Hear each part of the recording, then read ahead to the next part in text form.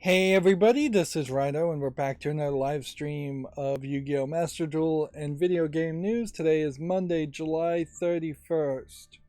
So we have new gates opening in solo mode, more of a reason to catch up on some solo mode.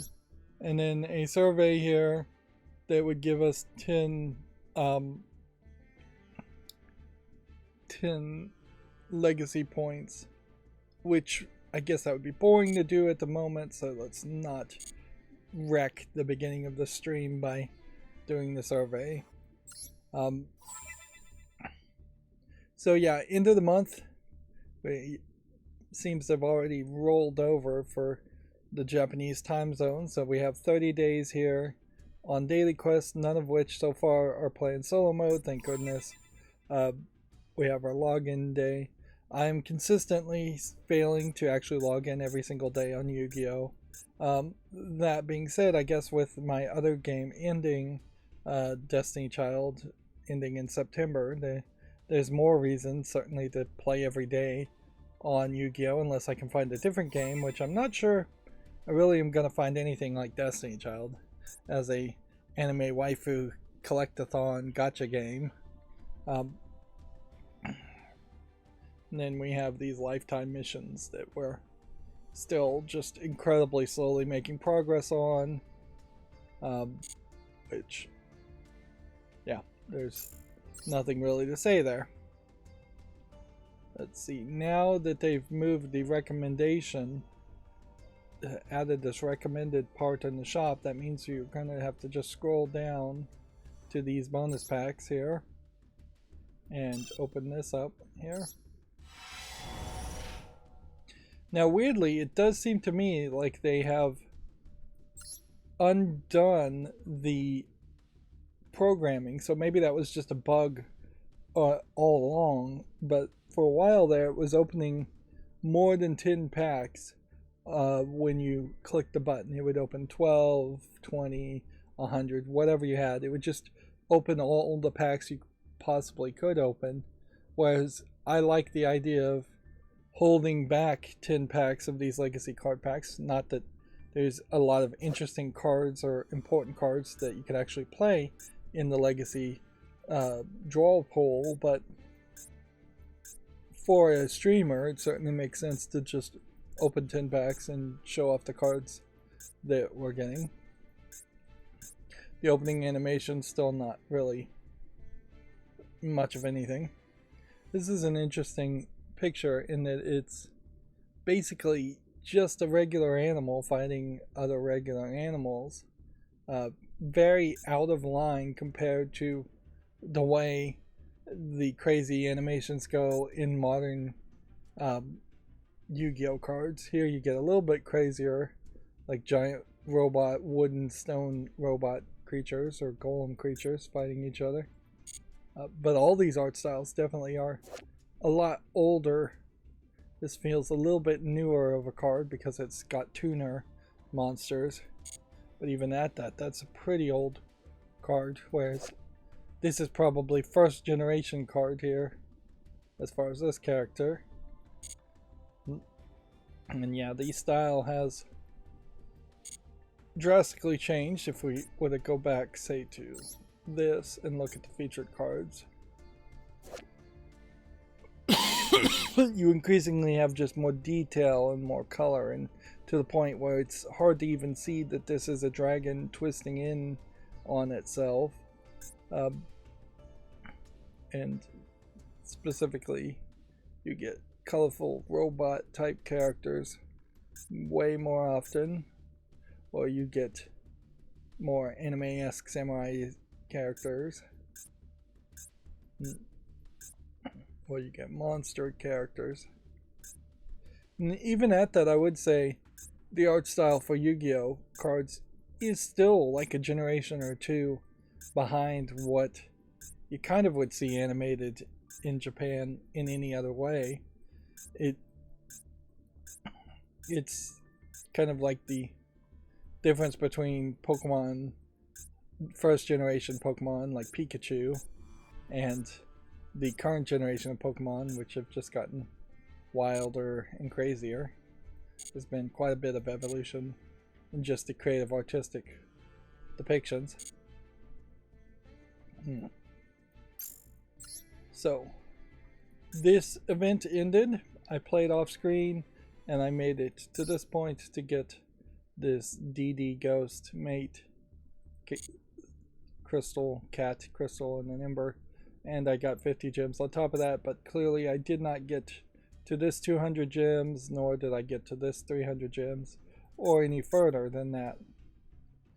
This was yet another particularly frustrating event to have, and so we are just set up to play ranked now. And yeah, really don't have crafting points to try and make a new deck, so it's still Zodiac Tri-Brigade.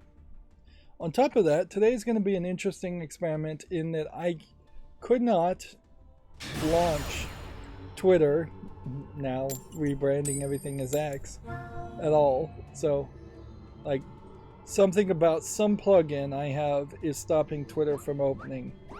But when I disabled what would have been the obvious things to disable, uBlock Origin or Privacy Badger, which are both designed to block tracking ads and manipulate the way pages look for the better, neither having both of those disabled still did not fix it. So we're going to jump into the standard just video game news and go through it in a chronological order of sort of. We'll go through all the Video Games Chronicle articles in a chronological or reverse chronological order.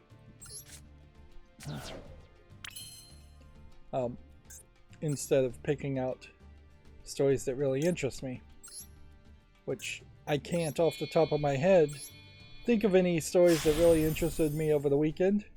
I had to deal with yet another repairman and scheduling, and that over the weekend, and that threw my sleep schedule off and lost me some productivity, I'm sure. But I did make a decent amount of Shadow of the Tomb Raider progress. I'm nearly done with all the side quests, and it's now just going to be a question of whether I can really find the last few collectibles, or if I am going to just end up ending the game at 98-99% completion.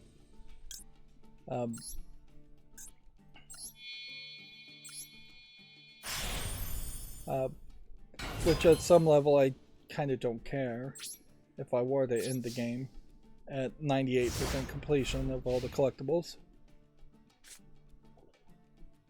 The side quests are giving you the better story and events, and it's just bonus that the side quests are also leading you to areas you may have not visited before where there will be collectibles from the main game. There are also, in some of the added DLC challenge tombs, other collectibles that are not being really counted towards your completion ratio. Which there's definitely a better way to do that. Instead of having instead of having 1% of completion that only counts the main game collectibles, there should be 2 percentages of 0 to 100%, and the second one should just be the DLC collectibles. But then there are also some major problems over the weekend in that I ran into at least 2 different challenge tombs that were too long and too difficult, and like one of them was doing a very bad job of breadcrumbing and showing you where to go, to the point where there actually were trick switches that didn't do anything just to make the puzzle seem more complicated than it was. But for the most part, the main problem with that tomb is that you're supposed to get around a central point, and there's actually 2 tombs like this. There's one with a giant alligator and one without. So the one with the snakes, not the alligator, you're supposed to get around the central point by doing the same action or similar actions over and over again. And it feels like they really should have split that into 2 separate towers so that you could get better checkpointing and jump between the two towers to raise things up, instead of just one big tower. And so in that tomb, the one without the alligator, there was a point where you were supposed to jump down, and at no point are you really ever encouraged to look downward or jump downward in the game, and there's no arrow pointing you in that direction, and there's plenty of other things upward that it looks like you should be interacting with. And then in the other tomb with the alligator, there's just a lot of things that look like alternate paths, but I don't think they really were alternate paths you could take. So a lot of false directions that just confused me. A lot of places where you could die instantaneously, so you basically have a 0% chance of getting through that tomb without dying at least once and losing that cinematic feel. They introduce flamethrower traps, which aren't anywhere else in the game, and at one point they have you running through flickering flamethrower traps, and it looks like you're just supposed to run forward, and every time you run forward you will die. You have to actually look to the right and jump on a rope to escape. On top of that, in the tomb with the alligator that goes up and up and up, there is a spot I ran into where you're supposed to grapple on a craggy wall that you can usually grapple on and climb, and about 4 or 5 times in the game I've run into this situation where you're supposed to run and jump off a ledge and then press X to grapple, and the press X to grapple just doesn't work. The physics are broken. Like, over the weekend my computer is not reset, so I think I've fixed the overclocking issue, being too overclocked on my computer, so I don't think my computer has a buggy problem there. I just think Shadow of the Tomb Raider itself has a buggy physics problem where things glitch out quite a bit, and the PC version of Shadow of the Tomb Raider I think is just not optimized or bug checked anywhere compared to what I imagine the PlayStation version was, which is a tacit endorsement to potentially own a PlayStation and play most of your games on the PlayStation. But yeah,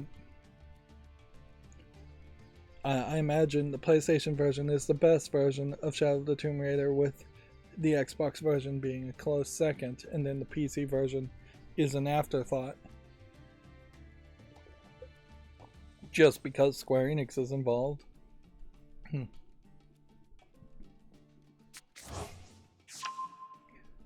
Of course, because I'm live streaming, and because we have these other kinds of recordings, it doesn't really make the most sense for me to, if I was to start all over my attempts at being a YouTuber, having like a recording capture device, which now there is one that I think is reasonably priced for audio and video, would still require you to plug it into a computer, and all my YouTube shorts, automations, all of my macros, the general just being able to do a web peek, all of that's going to still require a PC. Maybe not as powerful of a PC. Speaking of power of PCs, I was just pricing out what building a new computer right now would cost, and without buying a case and without buying a power supply, which you would have to buy a power supply, you're talking about $2,000 these days, and now's not really the best time to build a PC if you already have one. Particularly, I have one that's only 2 years old, so yeah, totally not the right time for me. But I would say we are moving towards a new generation of RAM, I suspect. We're at like 990 Pros on the Samsung NVMe sticks, and so we're probably going to get to 1,000 round there. There potentially in the next few years will be a new generation, a 14th generation of Intel CPUs, which I would recommend Intel CPUs, because I just think AMD is not programmed as well. There would be a increased amount of support for DDR5 RAM. There would be an increased amount of support for NVMe PCI Express 4x4 interfaces for the SSDs. We're at like 790 series, I think is the highest series right now for motherboards. I suspect we might have a whole new motherboard that would come out specifically for a 14th generation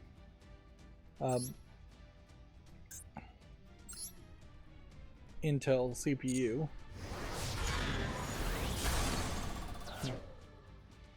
But yeah, just looking at PC Parts Picker briefly, $2,000 is definitely a lot of money. Now, could I potentially, as long as my computer components seem to be alright, could I save some money there? Absolutely. I could save myself quite a bit by not buying a like $800 graphics card. That gets it down immediately to $1,000 or $1,200 if I can just use my old graphics card, which is ideally what you would do in this case. If I have a motherboard that can support the 3600 megahertz RAM I have now, I can definitely live with that RAM for a decent amount of time. And so then you could save another couple $100 by using RAM from my old computer and splitting up 4 sticks into 2 sets of 2 sticks. I probably would still need to buy a new motherboard, new CPU, new power supply.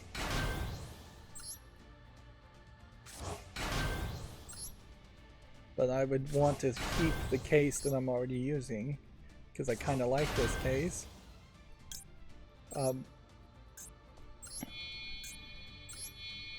And fans and things in the case are already installed.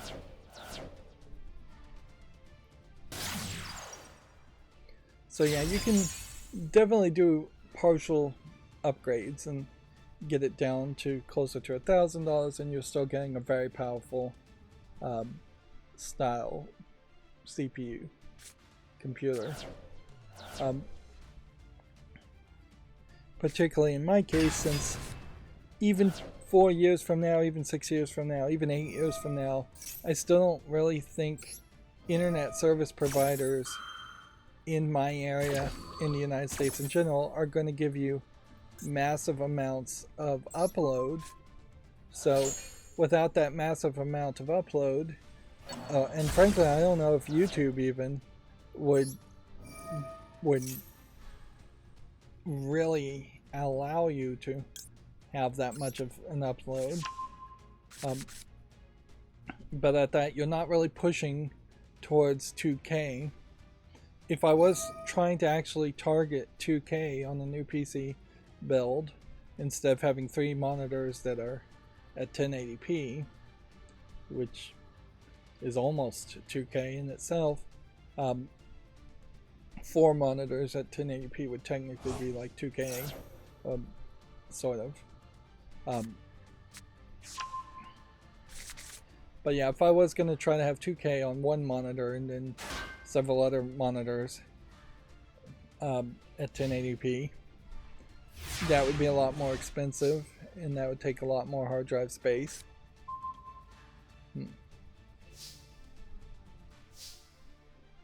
There's a lot on PC Part Picker in particular as far as just how much cache you would get, cache space. CACHE is what I'm talking about, on a SSD NVMe card. So that might drastically affect longer file transfers that you potentially are going to see in video games. If you get really fast speeds for the first 2 gigabytes or 1 gigabyte of transfer because of the cache on an SSD, but then after that point it is severely slowed down, that's not going to help you much in video gaming if every level area is over 2 gigabytes or all the other transfers are over that.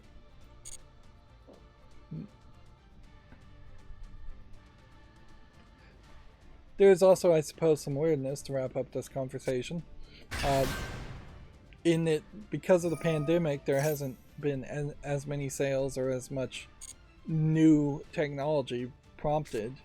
It's kind of crazy to think about how ray tracing, which we're still talking about quite a bit and is still the big technology everybody's chasing, came out probably 2 or 3 years ago now. So I'm not expecting any big breakthroughs. Now there is a Korean company that claims they've found a superconducting technology that works at room temperature, which, if true, which is the big if, would drastically change how technology works in general, because it would be lower resistance on the wires, which would potentially also mean less errors and less error checking circuitry necessary in making a current CPU without having to get any deeper into the idea of making a quantum computer. And superconductivity wire at room temperature then could also help you get closer to quantum computer at room temperature also. In the long run, it probably would take decades and decades if it really happened. And honestly, this superconductivity idea at room temperature is actually probably going to take 10 to 30 years to even be implemented into computer components, as much as it could just easily be implemented, if it actually works the way people are hoping it works, into the power grid. By comparison, according to the YouTube video I saw, like copper is the second best kind of conductor wire we have right now, with silver being the best, and silver being way too expensive to actually use. But if this superconductivity could be used to transmit power at tens of thousands of volts, you would lose considerably less to resistance, which would just make the entire power grids more efficient. But you would still have to replace all the wires, and that would take forever. There is also a temperature problem in it anyways, in that while it is superconductive at room temperature, when you start to put it under the pressure of a CPU that's getting up on average to 90 degrees, 100 degrees Fahrenheit, that at that point would break down the superconductivity factor according to their... I have no idea how I lost there. But yeah, it would break down the action of the superconductivity, and then it would just be as resistive as a regular wire. So, yeah, even as a breakthrough in science, it's not a big enough breakthrough to really matter in the near future.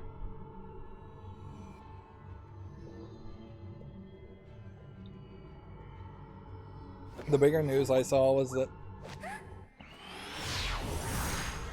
they were talking about one of the major ocean currents potentially dying because of global climate change, and how that would drastically change the way the ocean currents flow and the way life in the ocean can survive, or more likely won't survive. Real doomsday, doom and gloom stuff.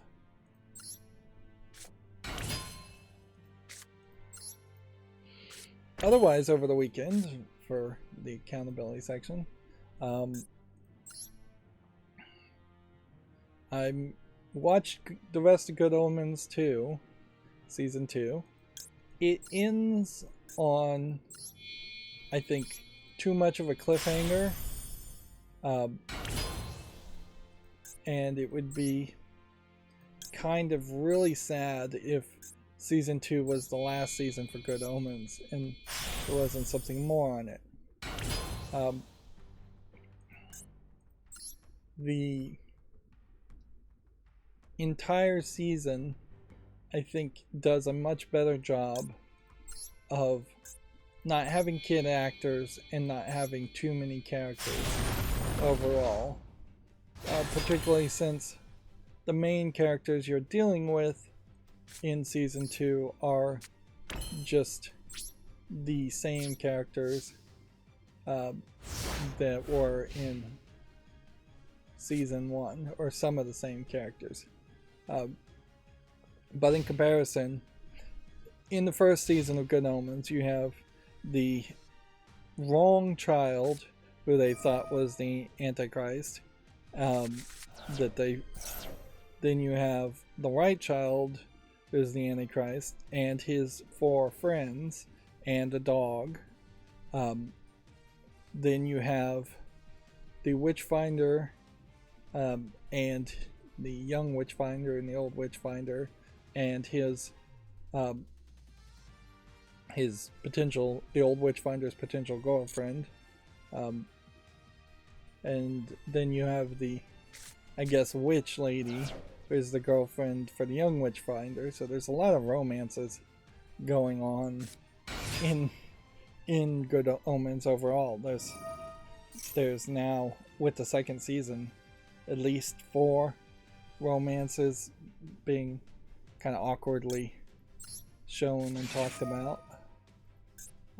Not that the stories really do a good job of telling romance stories,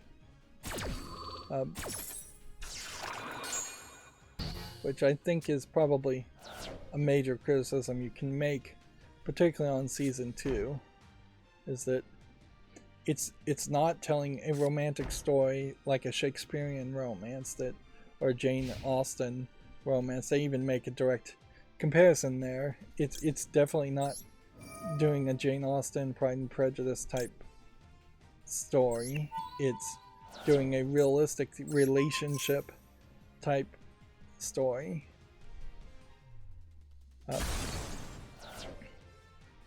And so really it's more of a relationship thing. But yeah, that was like 10 extra characters in the first season that they completely ignore and do nothing with in the second season, and I really appreciate them doing that, because it fixes the jumping around problem. Not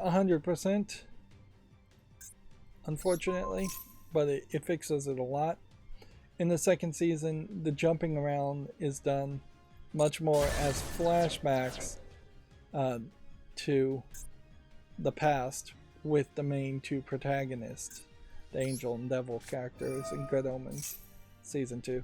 So you get a flashback episode where you see them dealing with Job.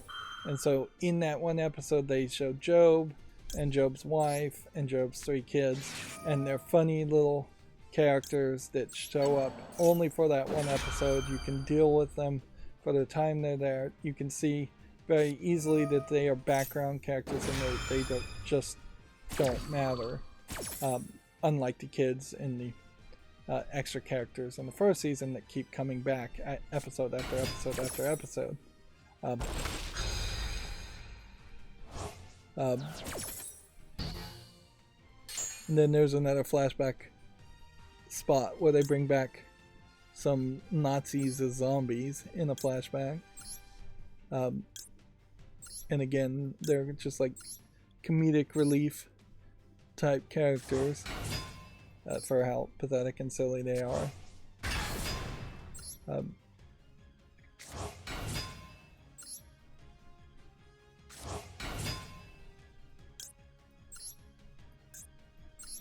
So yeah, sadly, I think it very possibly is the case that Neil Gaiman alone finishing out Good Omens season 2, because Terry Pratchett, I think it's Pratchett, died,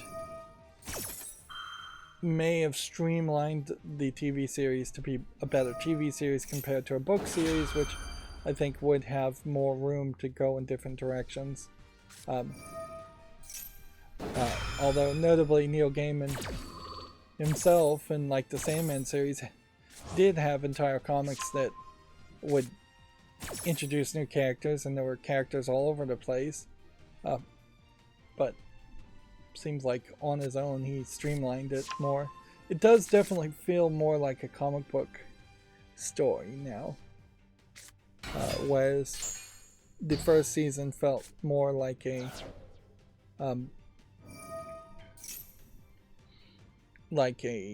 written novel, Terry Pratchett type novel, something much bigger, something having more gags and jokes around words and things being mispronounced intentionally. But there isn't an amazing plot line.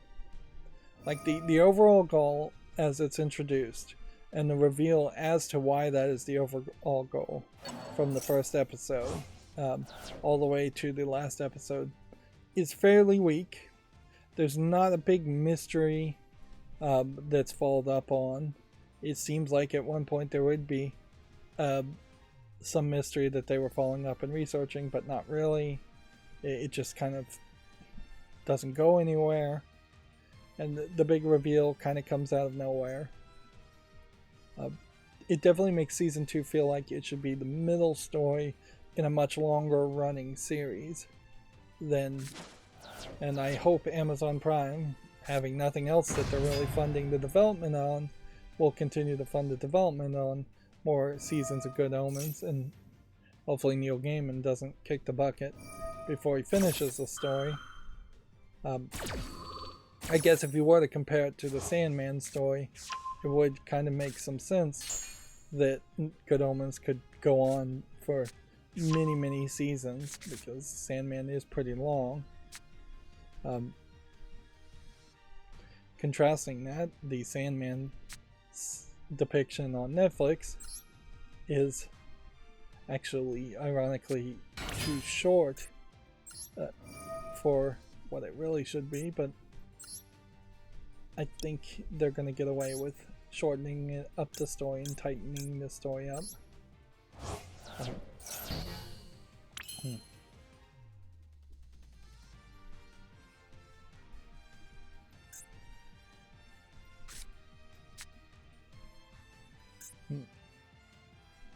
Yeah, I'm trying to really think as to where the Sandman story even ended. Guess it kind of ended in a weird spot where you he defeated the Corinthian,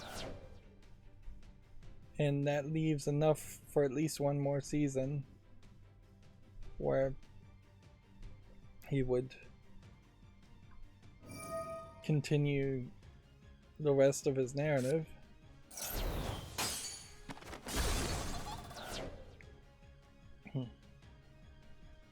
Although I kind of wonder if the Sandman Netflix series is actually going to have the same ending. Even.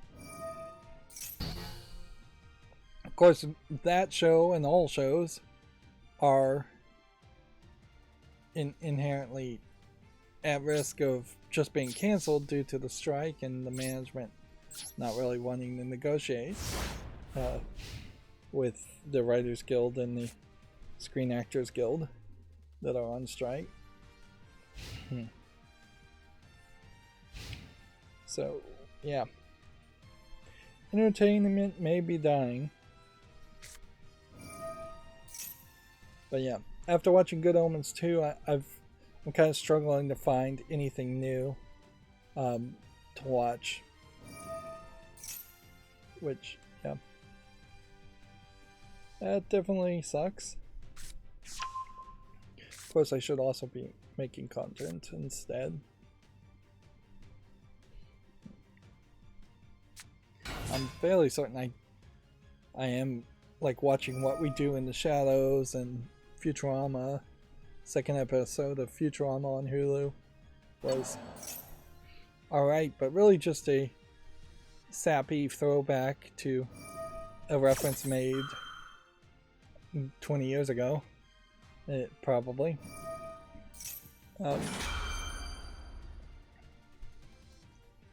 Which, yeah. I don't know if that Futurama episode is actually trying to move the story forward, or if it isn't just the intention that Futurama will continue to make episodes that always reset at the end of the credits, and it is just Simpsons in space, which is the accusation I've heard against Futurama, is that it's just the Simpsons in space, although what is even the Simpsons really as far as their episodes?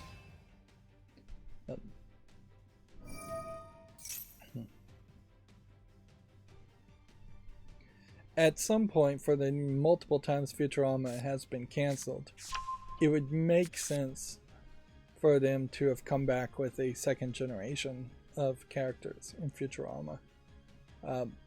Set it in the year 4000 and make a Star Trek The Next Generation experience instead of just going back. Yeah. If you compared Futurama to like Star Trek the original series, it would have been almost certainly a disaster if they had just brought back the original character actors from the Star Trek the original series, and so it would have just been Kirk and Spock and Bones and Lieutenant Uhura and all those characters. If they just were called back again and again and again, and over the course of 30 years, they would get canceled and then renewed and canceled and renewed, we would have never gotten to the spot where we could have moved forward to the next generation, which was much better, in my opinion. And there is something even being said when they take missteps and move forward to Deep Space Nine or Voyager or Into Darkness, even in like the newest of the Star Trek shows. At least there's experiments in doing something different there. Whereas there is no experiments in doing anything different really in Futurama.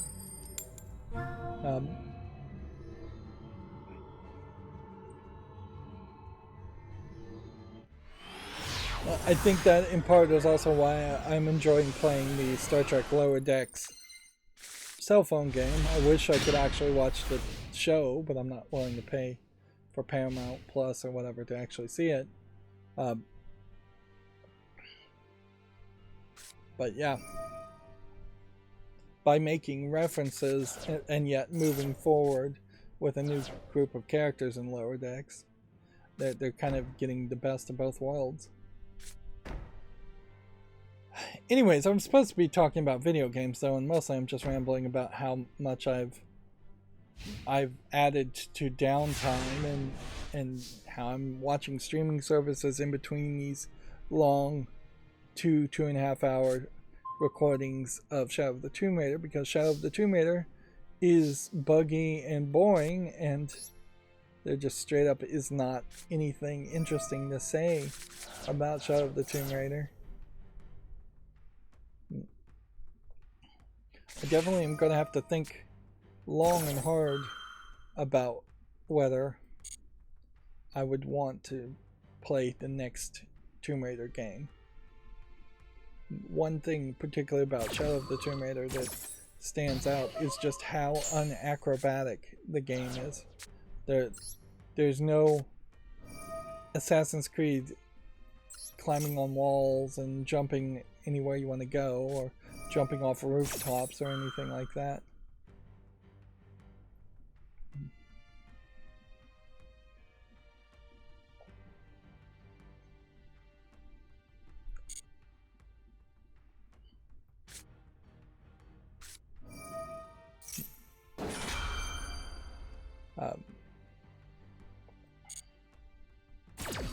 So let's start going through the news. Again, I didn't have any big news, and so I would have been talking about that instead. Here we have BattleBit Remastered, we have SCP-5K as top things, really highlighting how things get on this top banner kind of randomly.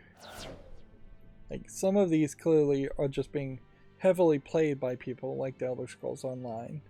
And I wouldn't even be surprised if Guild Wars 2 is being heavily played. But then War Thunder, Lord of the Rings Online, probably not played that much. And SCP-5000 may have had a lot of players for a brief moment of time. It's funny as this is tagged as a stealth multiplayer game while using the SCP moniker. Whoops.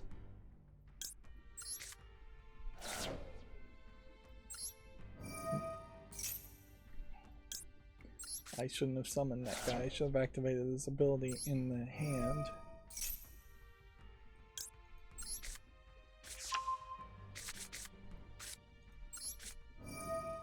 Now I'm gonna have to use this ability to do this, to then do this, to go ahead and do this.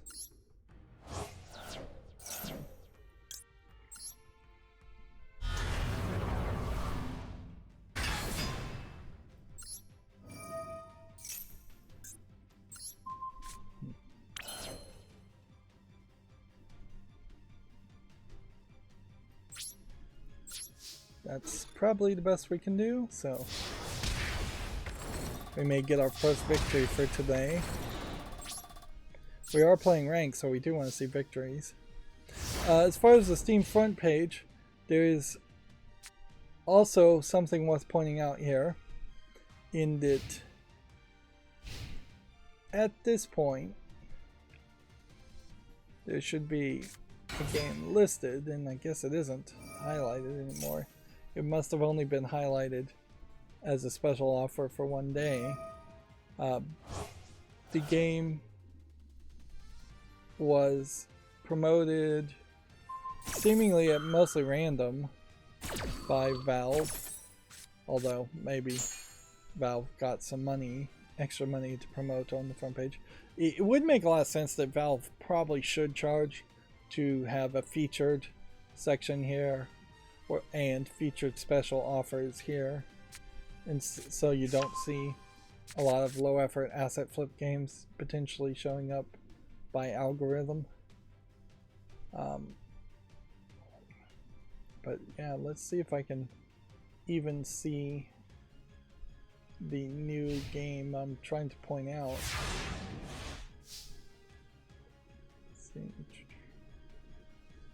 How can I see more new releases? Yeah.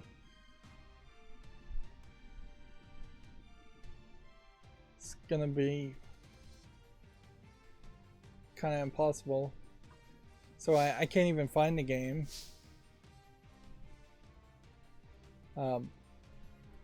Popular new releases in general, because there's so many new releases that come out. I would have to effectively just scroll down here and try and find it, and I'm not willing to do that. So yeah, well, the story I was trying to tell there was that there's this YouTuber called Bueller Games that he talks about news and has, I think, a decent amount of success as a kind of more mainstream video game news person, but also is developing his own game and has developed his own game and put it out on Steam, and was called, I believe it's called The Pale Beyond, which, yeah, there is definitely some weirdness there, but I almost can appreciate the bias there too, in that if you're making your own game and you're then immediately going to be considered a game developer, then you're immediately going to have considerations where you're not going to want to just poop on other game developers and other games made by other game developers, which really knocks you out of being objective as far as a mainstream video game journalist should be objective. But in reality, we know that there's no such thing as an objective mainstream video game journalist, because they all love to go out drinking and rub elbows and party with game developers, and game developers and publishing companies actively encourage that, to have this overly friendly relationship between games journalists and game developers, so that the games journalists will give games more of a break and rate them higher.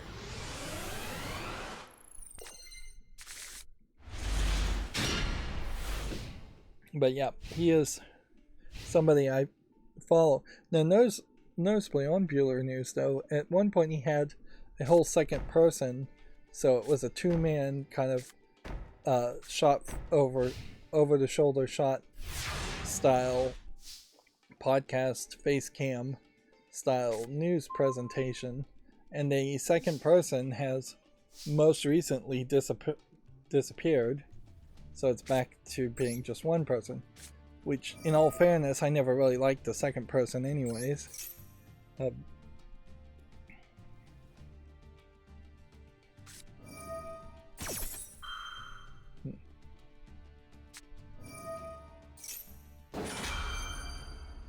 At some level, I guess if I was going to become a game developer, it's unfair to say games journalists should never be able to become game developers, and game developers should never be able to become games journalists. But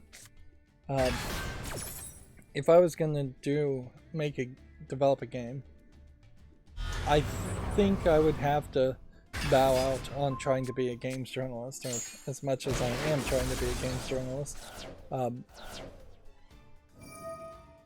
Because I just don't think I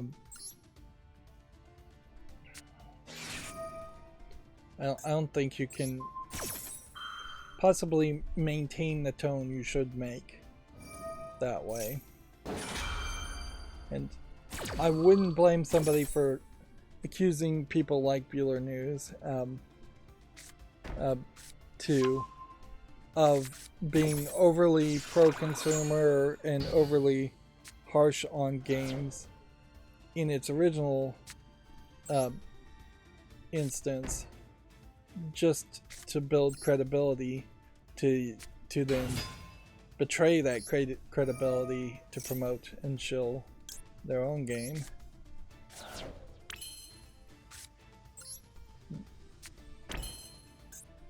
And isn't that really one of the Hollywood's typical ways of dealing with criticism, is to just smooth the people and bring them aboard on your side.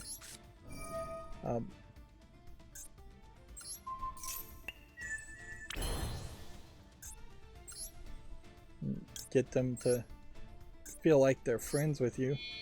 Particularly in Hollywood, that's just standard operating, is everybody says amazingly nice things to your face and then they talk crap about you behind your back.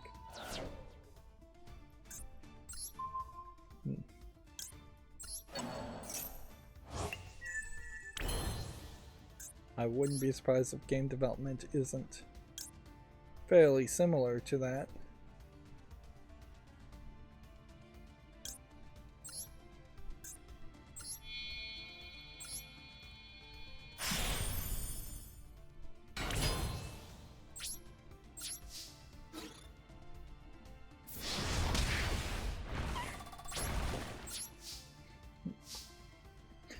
Moving on, Video Games Chronicle news. Let's go through it just in chronological order. Seems like some of this news is old from over the weekend. It was a wild Friday, certainly as far as all the adult games that were released this last Friday, so it'll be interesting to see if it's still going to be wild this Monday now. A Pokemon Presents is set for August. A mobile game code, the mobile game code suggests that a Pokemon Presents is set for August. Which, okay, I guess data mining might prove that to be true. That's not really actionable information. Set your calendar for August, I guess. Let's see. Final Fantasy XIV's next expansion, Dawn Trail, was revealed in Las Vegas. A fifth major expansion is described as a beach vacation. Let's see. Masahiro Sakurai says the next Smash Bros. Game will, quote, "will need some work to figure out." The series director has previously suggested he might not lead another game. He looks like he's had some work done, but you know, Japanese people in general tend to not age very consistently anyways. So I'm not sure how old he is, but from what I vaguely recall following Masahiro Sakurai, definitely seems like he's fairly burnt out on making Smash Brothers. He's saying that he's claimed that he's semi-retired from game development.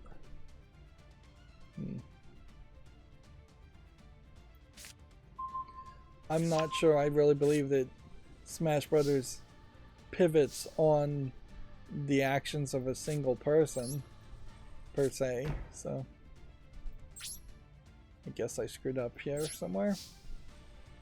Either that or just these Labyrinth decks now seem to be the new meta and they seem to work way too well.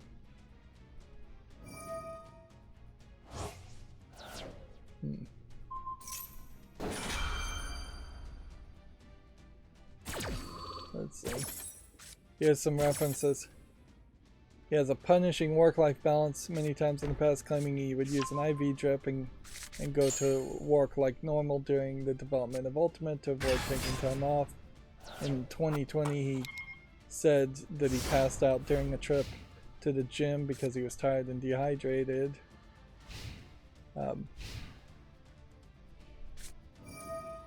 In 2019 he claims he had taken some action to improve working conditions. Of course, this happened in 2020. This is 2019. I made some changes from what I used to do compared to now. For example, as principal, I always left the office by 10 p.m. no matter what. Many companies are discouraging extreme overtime these days too, he said. Many companies, potentially not including Nintendo of Japan.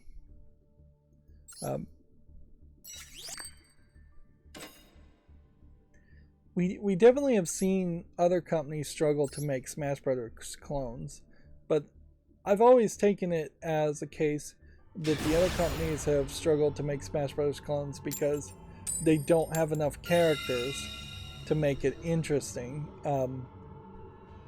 Like Warner Brothers having 5 or 6 Warner Brothers property characters fighting each other, or Nickelodeon have maybe 6 to 12 characters fighting each other, just doesn't get anywhere close to the large collection of characters that exist in the Smash Brothers universe and in Mario games overall. Several different series being included as far as Nintendo series.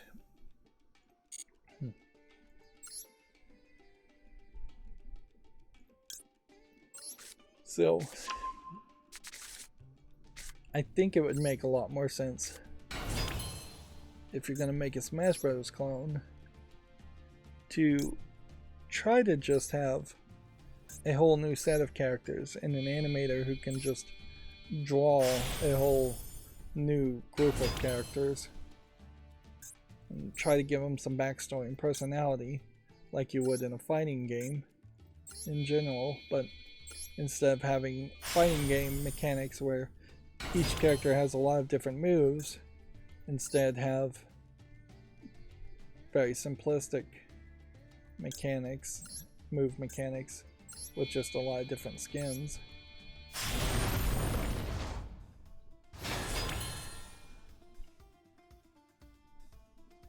But mostly I think it just has to play well. If you really made a Smash Bros. Clone and it had only 8 characters, it might play well enough that people would overlook the small number of characters. But undoubtedly, Nintendo will make something called Smash Brothers again. It's not going to be a dead series. Even, I guess, if it was dead for decades, Nintendo would eventually bring it back.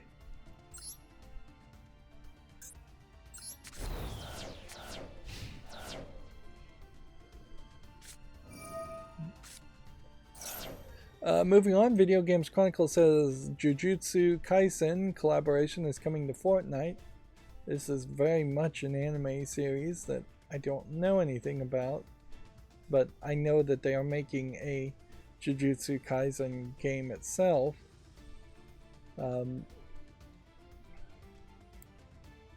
So that does create a weird situation where Fortnite, which was up until this point thought to be for kids, is now targeting, I guess, more teenagers, anime fans. Jujutsu Kaisen definitely does not look like it is a young kids anime by any means. So yeah. At a certain level, it also just highlights, I guess, that Fortnite doesn't care. They're willing to do crossovers with anybody and everybody and just try to make as much money as possible. As much as they can, being still not back on iPhones. And maybe this highlights a level of desperation as far as Epic and Fortnite. Which I would believe.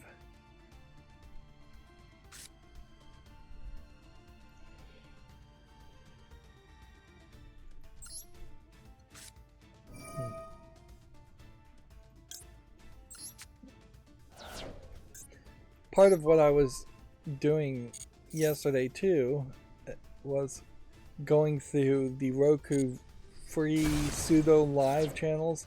They call them live channels, but they're not really live. They're streaming channels that are just going on forever. And yeah, kind of a surprising oddball collection of way too many channels. Somewhere between, the numbers start at about 200 and end at 1100.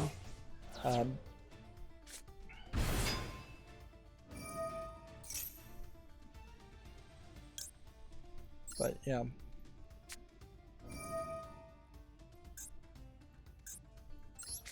there's a lot of weird channels, a lot of channels dedicated to watching just one somewhat popular show instead of just categories.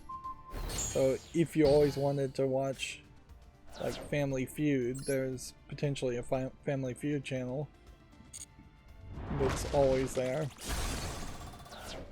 But there was also noticeably some retro anime channels and retro cartoon channels. There was like one showing old Transformers always, and one that was more of a category channel of old anime that may have aired at some point in your childhood.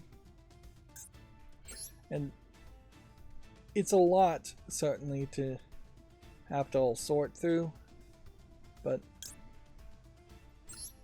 I will say you can do very nicely with the Roku live channels and not have to pay for anything at all. And I was supplementing that with, I finally, after 2 years, got somebody to install an aerial over-the-air antenna on my roof, which gave me much better signal strength, although the signal strength even in the house was not terrible for the antenna I bought. But yeah, I got somebody to install it on the roof, and as long as nothing goes wrong with that install as far as it getting hit by lightning or it moving out of position, my Tableau is now in a very good position to get over-the-air channels. So that includes the big four of ABC, NBC, CBS, Fox, and then CW would be a distant fifth in that list. So anything you would want to watch on that, which in fairness right now because of the strike is nothing, just absolutely nothing. But if TV ever came back over the air for the big four channels, plus a bunch of local channels that offer a very eclectic collection of older TV shows, works fairly well. Your area is going to drastically differ as far as whether a Tableau is a good idea or not. In my area, I can get 122 channels, many of which are garbage channels, shopping channels, or other language channels, things like that. But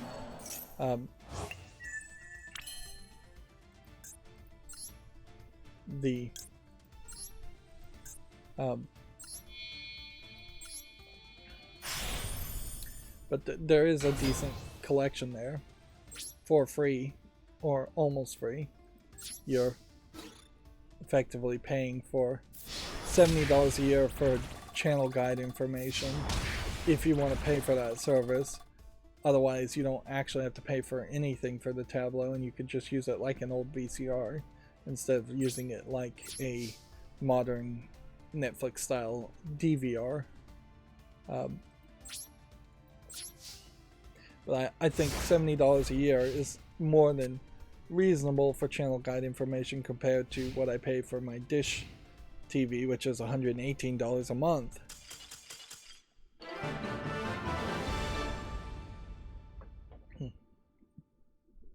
And I am hoping I can eventually get rid of the Dish TV. Now is definitely the time to stop watching TV.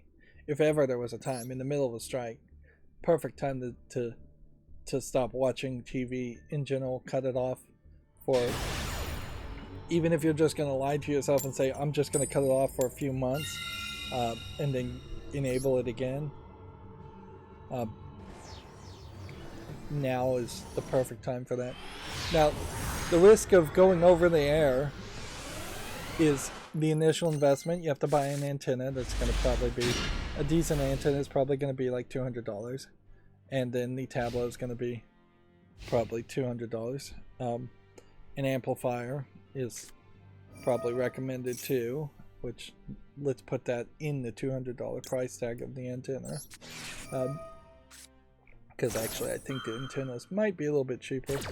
And you have to be realistic on the antenna. There's a lot of junk antennas that are built very poorly and fall apart, and they claim extremely long distances when in reality you're going to get somewhere between 50 to 100 miles signal no matter what.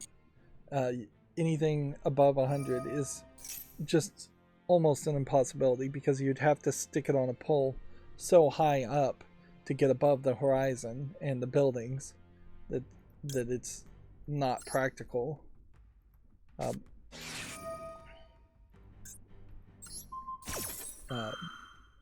Because you really have to have a line of sight for TV signals. And then the other problem is that ATSC3 is coming. It may take 10 years or so. And right now the over-the-air channels are trying to encrypt their signals and require an encryption key type smart card setup, DRM type setup for ATSC3. So if you were to buy a tablet right now, you'd probably be fine with the ATS2 receiver for 10, 20 years, probably even longer.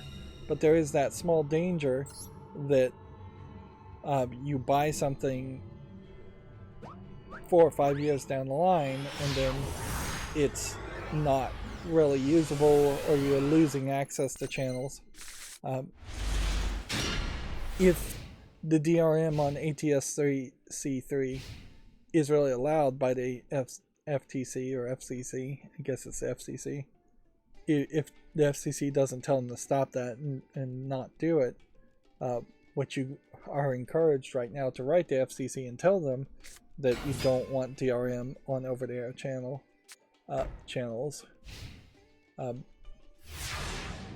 But yeah, if it's just allowed by the FCC, then I would imagine the big 4 channels would be more than willing to fund the local over-the-air broadcasting stations enough to implement ATSC C3 DRM.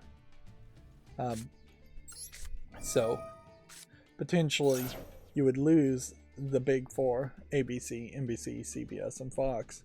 And if you lost that on the tablet, then it's not worth it. Honestly, even if you're only getting 3 out of the 4 big channels in your area, it's not worth it.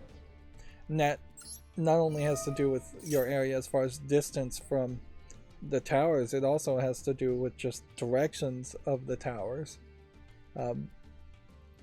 If one tower is 90 degrees away from all the other towers, you are highly unlikely to be able to catch that signal.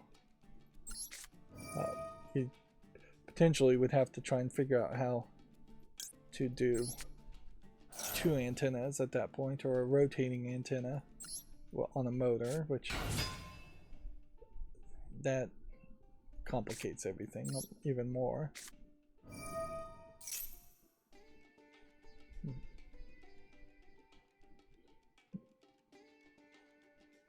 I think I summoned the wrong thing. Man, I really am just rambling today. If anything, this really just highlights how I need those initial story topics, and I really do need Twitter. So if Twitter went away, I would have to go through all this news and drag the tabs to the left, which I could do, certainly. I didn't think about doing it today, but it definitely would make some sense to go down that path and drag a tab to the left, read the headline, talk about the headline, just get all the ramblingness out at the beginning of a stream, because it really is, I just need this warm-up pre-show type experience, and I can see the pre-show being its own stream or its own recording if I wasn't going to stream live. The live aspect of streaming is increasingly becoming useless, either because of the new chat rules or just because it's summer, but like I'm back to getting nobody on the chat saying anything, not even getting highs or anything like that, and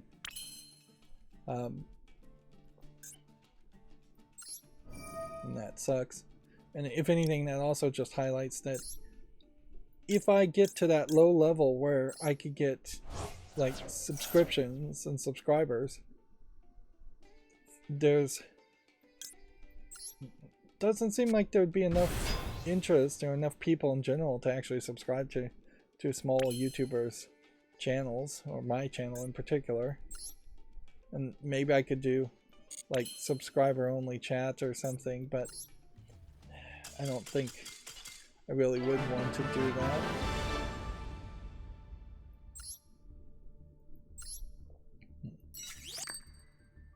I don't think that would really be profitable, even a little bit.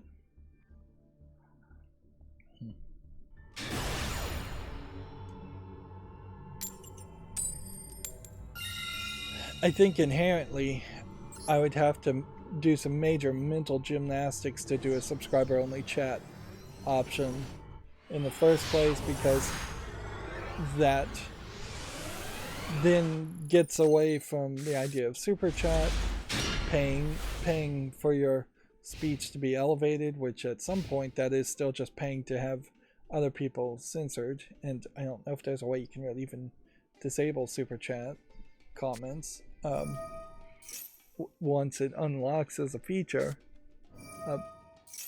But yeah, subscriber only chat is literally paying for the right to speak, and if you have to pay for the right to speak, then that's not free speech by any means. So yeah, long before I would even have the chance to turn on super chats or subscriber only chat mode, I have a free speech stance that is antithetical to that idea.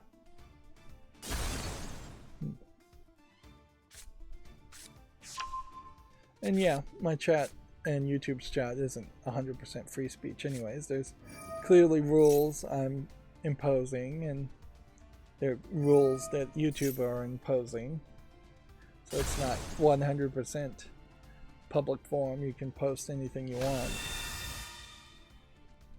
But I definitely don't want it to become a buy-in gentleman's club type experience.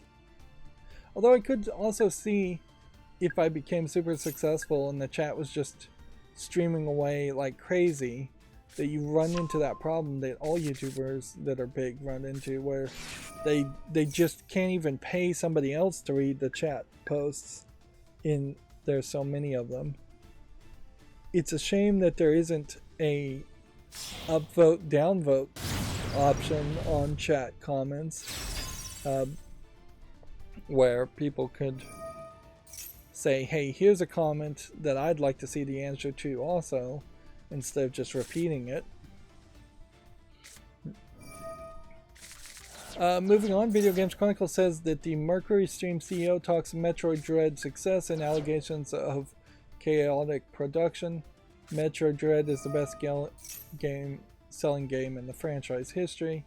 I think in part why Metroid Dread is the best selling game in history is that there's just more people with Nintendo consoles now than ever, and there really has been a large desire for new Metroid games, particularly when you think about how some of the older Metroid games, the previous Metroid games before Dread, were just not particularly well received, or they were on consoles that were mobile consoles, Game Boy things.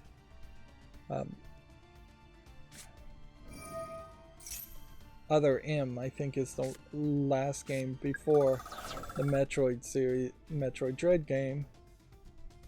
That being said, I'd also say Metroid Dread kind of sucks in its boss fights.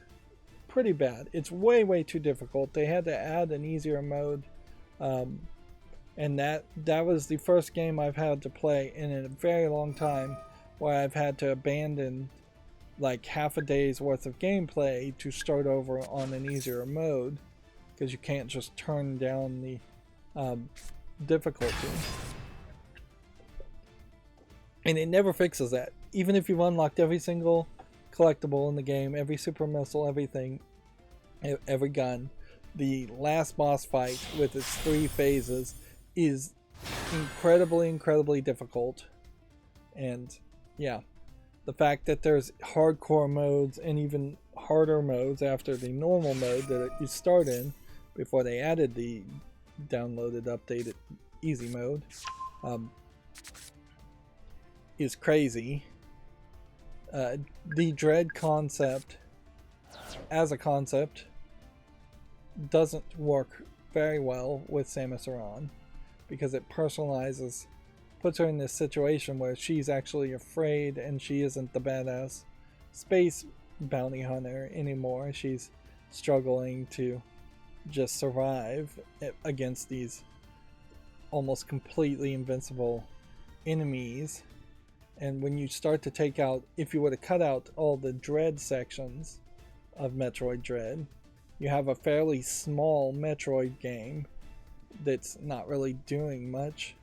You don't get amazing new concepts like you do in Prime 3 or Prime 1 and Prime 2. And there is something certainly to be said that you really can't go backwards once you have the 3D environments with Prime. They just feel way better as a Metroid concept than the 2D concept. But even at that, I'd say Metroid Dread's 2D cave designs are not particularly great. I kind of feel like the story goes in a way in Metroid Dread that's not really where I'd want it to go. That is kind of a consistent problem with Samus Aran, is that she's never really characterized the way I would want her to be characterized, and I think most fans probably would agree with that. Is we have something in our mind as far as her being like a badass bounty hunter, and Nintendo has in their mind that she is a more timid, feminine, weak lady that just happens to be in a major power suit and just happens to this will be interesting if I actually succeed on this. She just happens to always be in these fights. And at a certain level, Samus Aran is this weird mutant character that just absorbs everybody else's powers.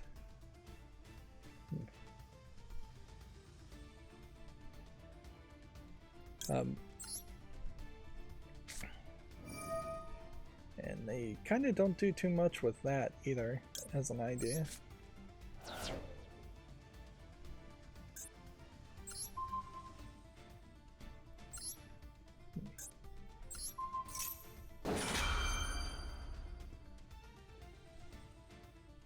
See if this works.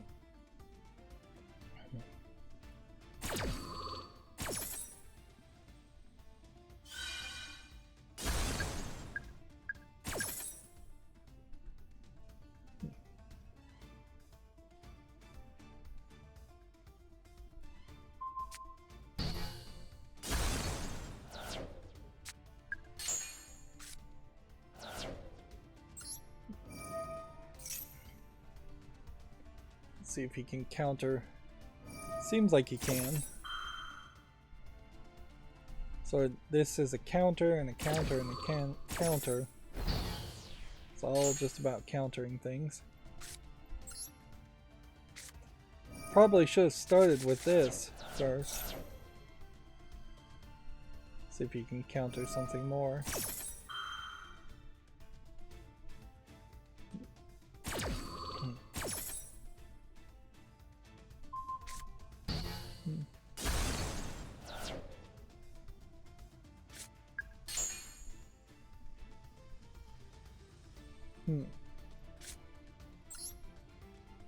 Now, as I was reading this story, as I'm both trying to play the game and read this Video Games Chronicle story about Metroid Dread, the instance here, and you're going to definitely have to take this with just a grain of salt, because obviously they don't want to destroy their relationship with Nintendo by saying anything negative, and Nintendo would totally blackball a company for saying even the slightest negative thing. But the quotes here are,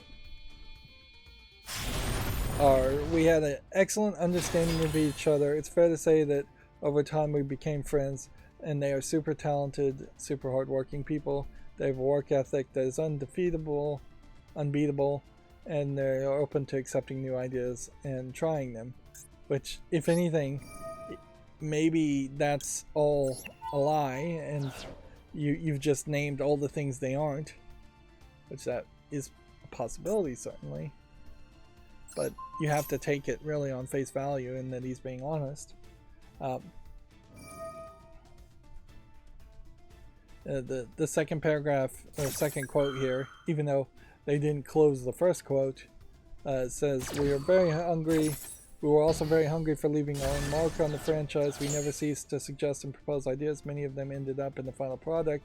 We are very proud of the collaboration between us and Nintendo." And yeah, as I said, one of the best development experiences we could possibly dream of.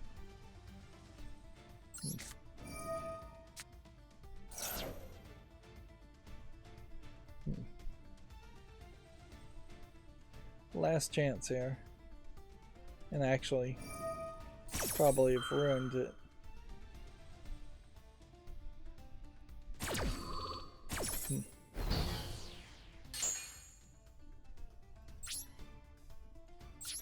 So we've lost.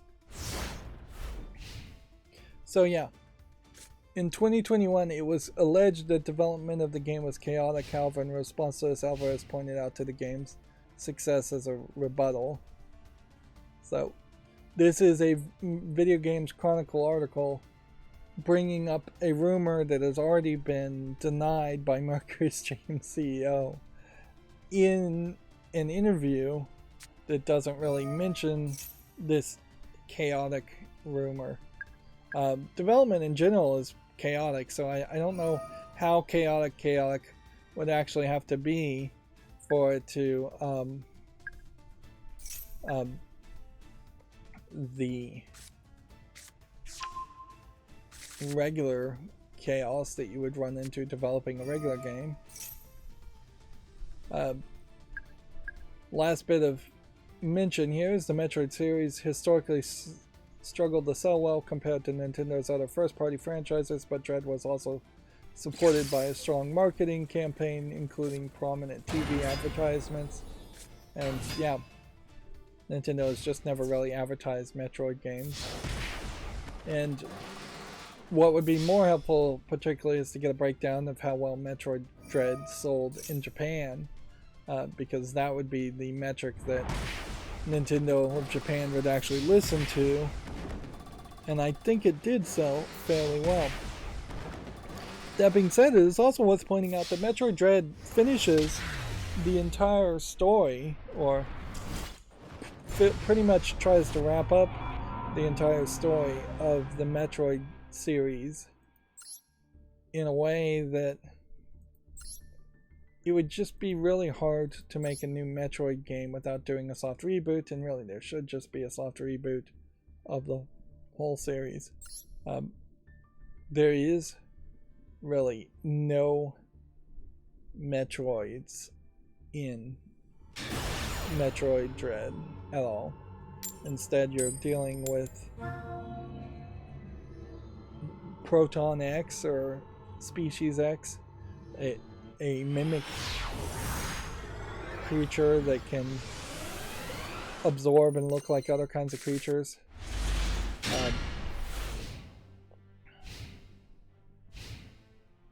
Which at some level if they did soft reboot the Metroid series and then called it Samus Aran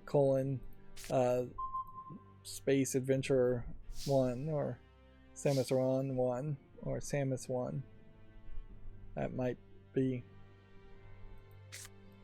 a way of soft rebooting and getting away from the Metroid idea.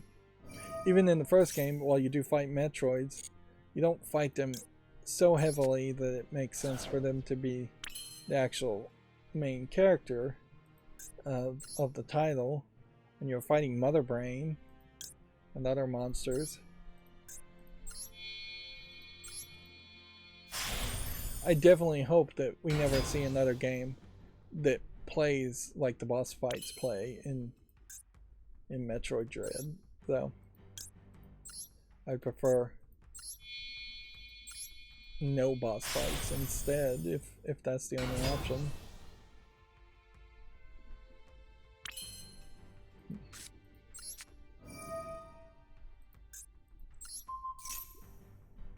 This is once again getting incredibly boring, playing the same deck over and over again, but what can I do? I could potentially take a small break and play unranked. I guess that would be an option. And by playing unranked,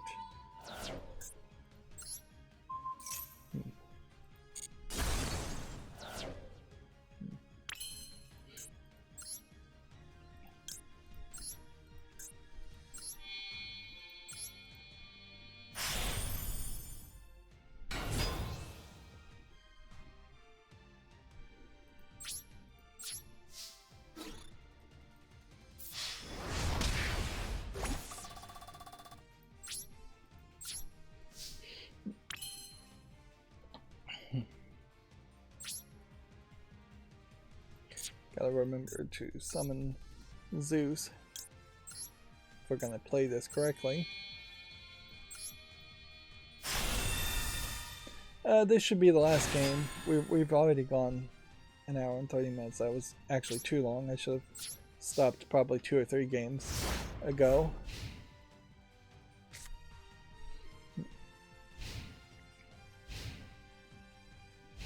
Let's see. Video Games Chronicle says Instagram has mysteriously banned Pokemon content creators. No reason has been given for the banning spree. Several large Pokemon content creators have been banned on Instagram. I wouldn't be surprised if it has to do with advertising to kids and them just assuming that anything Pokemon is advertising to kids, and they just don't want content creators that are advertising to kids. Several of the people who are banned often promote third-party storefronts, so that might be the problem too.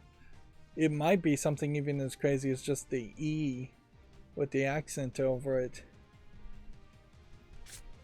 But yeah, unless Instagram is actually going to comment on it, it seems to me like you are just going to end up wondering.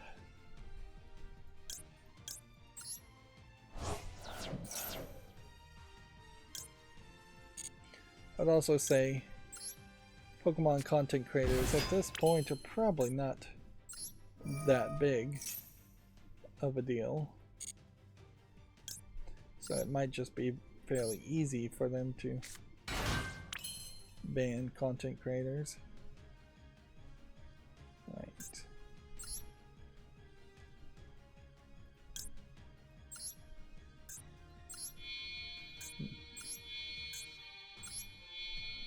Looks like we can win here.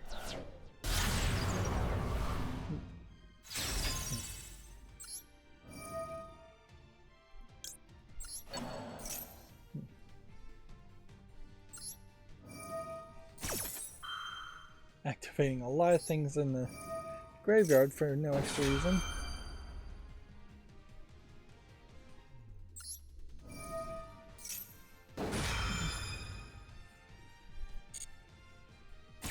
just make sure I don't activate the wrong things, I guess.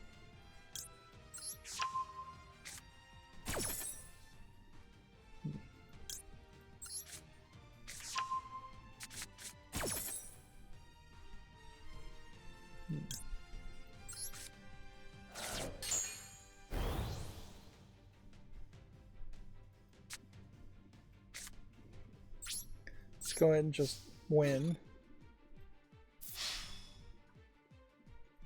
Yeah, I would suspect he doesn't have any card he could even play.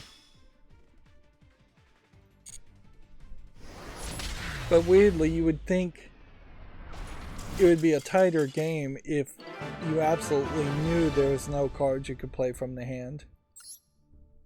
The idea of traps in general should really make it impossible for quick play cards to exist.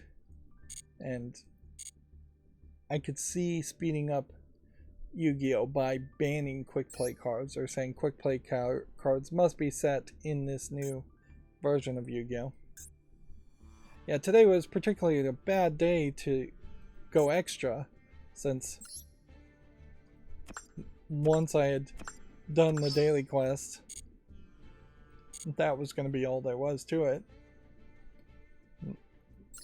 Now let's see, I guess we are now up to level 70 on all of this, getting mostly just crafting points. The duel pass, I've gotten every single duel pass since Yu-Gi-Oh! Started, since day one, and I've never felt like it has in any way really helped me. Just giving me pathetic amounts of currency I don't really engage with. Then I needed to do some story mode, so I did some of that off screen for the last month, but this is getting longer and longer as far as solo story mode goes. Alright, well, let's go ahead and turn off the Yu-Gi-Oh! To turn on the blur. And let's go through the rest of the news. Hasbro wants Xbox to bring back the Activision Transformer games via Game Pass. Activision, quote, Activision's not sure what hard drives they're on. Which, wow. Every current year argument really falls apart when you can say in 2023 that a major company like Activision, which has been a major company for decades, does not know where its 360 era games are saved and backed up to.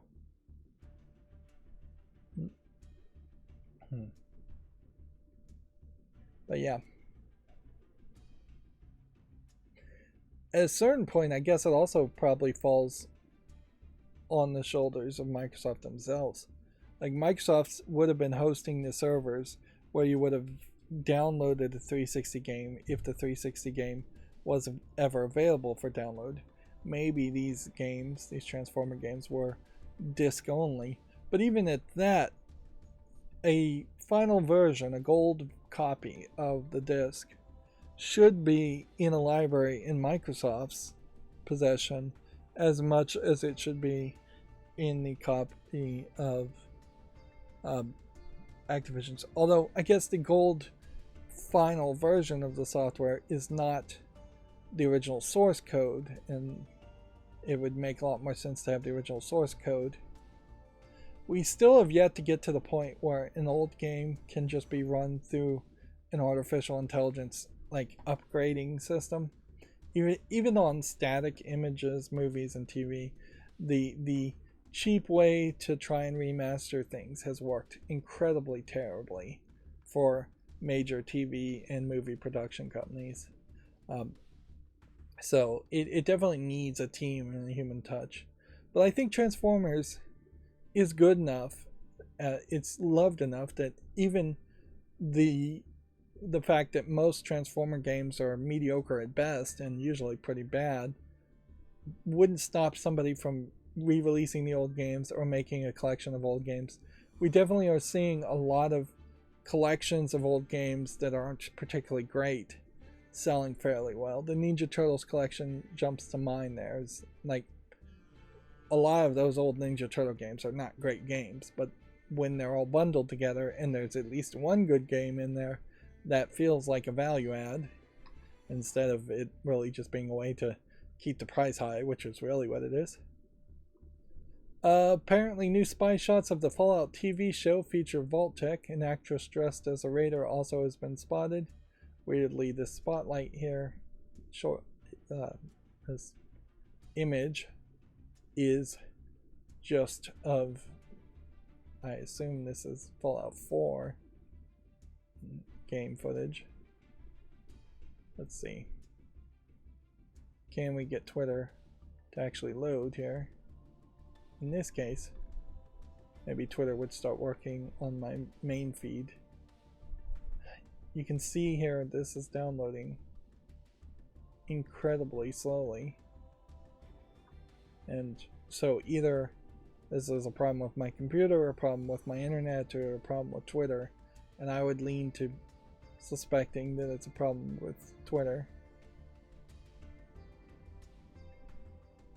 So it seems to me like they are trying to potentially get at least one scene in this area, but I wouldn't be surprised if this circular spot here is actually supposed to be a part that is digitally filled in and green screened to be a giant field of stuff. And I wouldn't be surprised if you actually doing multiple scenes in multiple locations, like have the cameras look this way so it looks one way, have the cameras look this way so it looks another way, have the cameras look this way so it looks a different way, and this way. I wouldn't be surprised if getting this building in the background is a different shot at a different location, implying a different location than getting this in the background or getting this in the background. Although all this green here I think probably doesn't work. So it almost feels like what they should be doing is putting up a bunch of walls of green screens past a certain point. But maybe they have the technology now where you don't need to do that, and you can just erase out everything after a certain distance. Otherwise, you'd have to shoot the cameras from this side to this way. There seems to be a logo here spray painted on the ground, and yeah, this is the camera here is pointed at this girl from the other side, so they're not shooting this logo on the ground at the moment. Does this really tell you anything, though? I should have made it bigger, sorry. Let's see if it actually loads. Does it tell you anything about the Fallout series? No, not really. And I would say the Silo TV series, this is being shot through a window, this picture is, so there's a building with people in it, because you can see the reflection of lights in the room on this glass. The Silo series, I think, already did a really good argument in what a Fallout series could be, in that you would just tell a story with people trapped in the vault and a evil person in charge of the vault making sure people stay in the vault. That's obviously not what they're shooting here. So the Fallout series is now going to try to have to differentiate itself from the Silo series, and be outside of the vault and be in more of the post-apocalyptic nuclear wasteland, which in all fairness is what really happens in the games. It would probably be nice if there was a side game where you just were in the silo the whole time, and not something like the Fallout Shelter side game where you are in the silos for the most part, but an actual game where it is a narrative Telltale type game experience. I assume these are like windscreens, or maybe even a infrared filters that are being held following the character. It might be noise filters of some sort, although it seems weirdly shaped in the way that it would be just behind the cameraman, not the audio guy. Which this also kind of highlights how light the technology has gotten now. Like, you've got a camera guy with a boom mic that looks to me like it is very possibly just a wireless battery run boom mic going into the Steadicam setup, which looks like it is a fairly light camera as far as weight goes. Yeah, the sound guys in the past have had entire backpacks, and the wire would come down here into a sound mixing board of sorts, and there'd be backpacks for batteries and power. But yeah, it does definitely look like the technology has improved.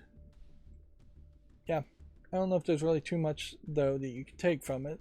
Fallout TV series in general is going to have to introduce characters, it's going to have to tell stories, and at some point a successful Fallout TV series in my mind is going to be one where the background idea of Fallout just becomes this normalized background world, and the stories being told are the important things.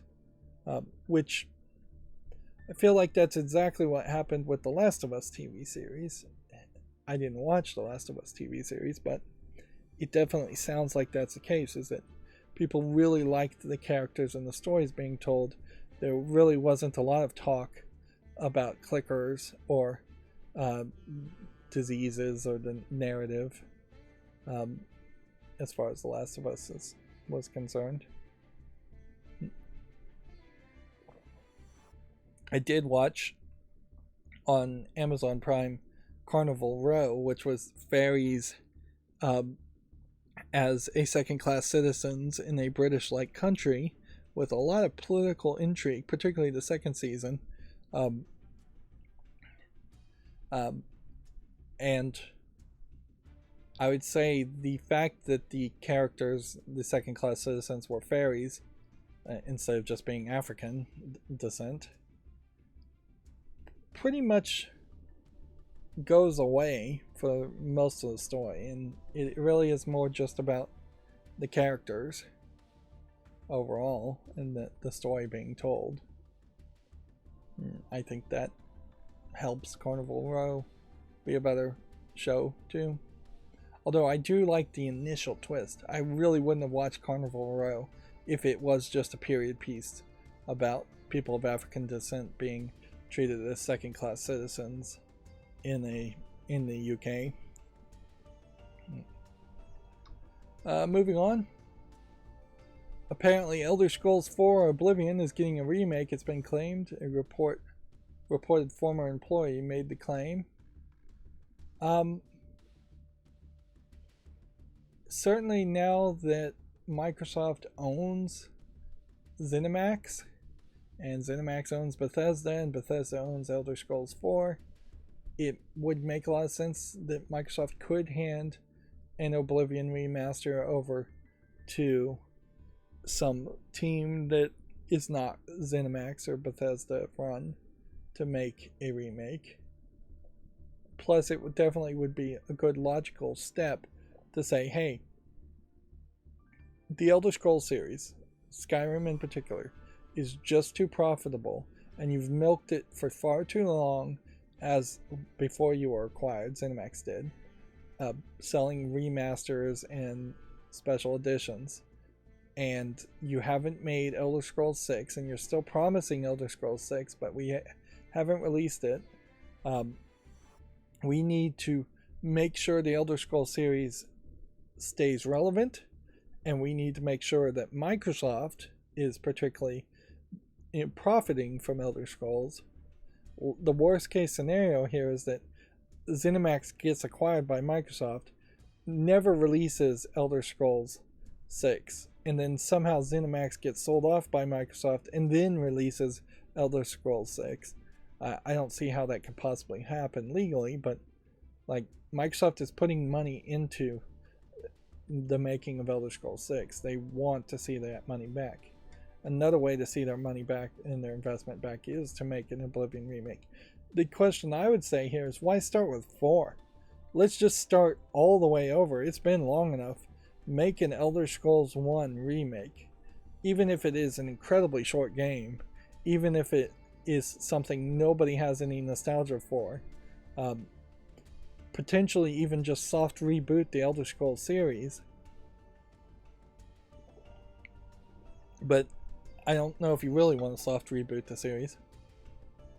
But yeah, I would have to do some research here as to just what even Elder Scrolls 1 looked like. Let's see if we can do this. Elder Scrolls Wikipedia.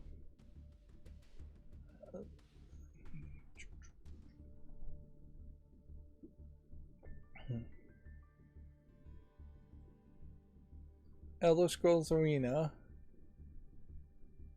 is this game. I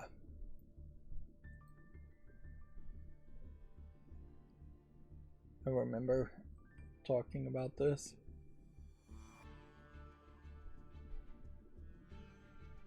So, is there any game after Arena, or does it just then get to Daggerfall?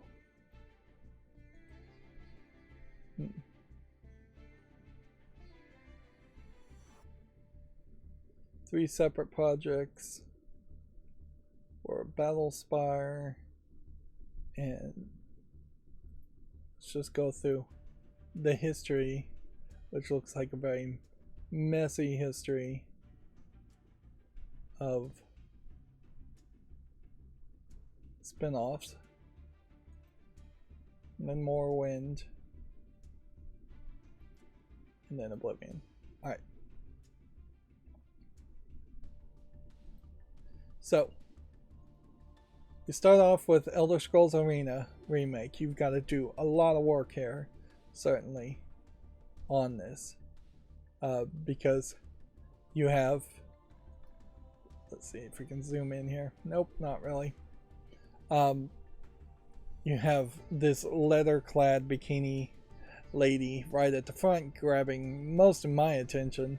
And then you have a wizard guy with a dagger, an axe guy, and a sword guy. And from what I would assume, the arena sounds like it would just be a player versus player arena game. But they're saying it is actually an open world role-playing game. This is what it looks like, though. Certainly would need some work. Why does the magnification not actually magnify anything on Wikipedia? But yeah, why not take whatever little story is here and take the general concept and the general story and soft reboot. There's enough plot here, obviously, for a paragraph or 3. You could probably make a game like this in a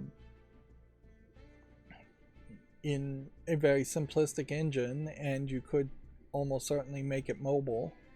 So mobile phone versions of remakes, soft reboots of the Elder Scrolls series, starting with Elder Scrolls 1 Arena.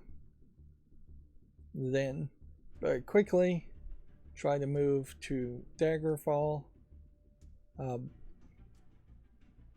which looks like it was fairly improved, but still looks nothing like what Skyrim looks like, and everything is going to be held to the Skyrim metric. But yeah, again, there's the beginnings of an idea, certainly, to remake Daggerfall, and there's enough plot here for 3 paragraphs worth of content. And then potentially you make Battlespire as a part of Daggerfall. We don't have any pictures of its gameplay on Wikipedia. And you make Redguard another part of Daggerfall, or you just remake those. I think generally you could take the plots of these two side games and add them to Daggerfall, and it still probably would make a decent amount of sense. And then you have Morrowind, which people really started to appreciate Morrowind, and you can see the graphics here, or when you start to get to what would be something close to modern visuals.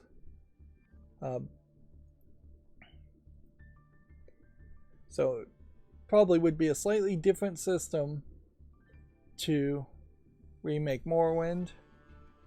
You can see there is considerably more text and content around Morrowind, and you can see there's this giant island landmass. Here's another screenshot that's too small.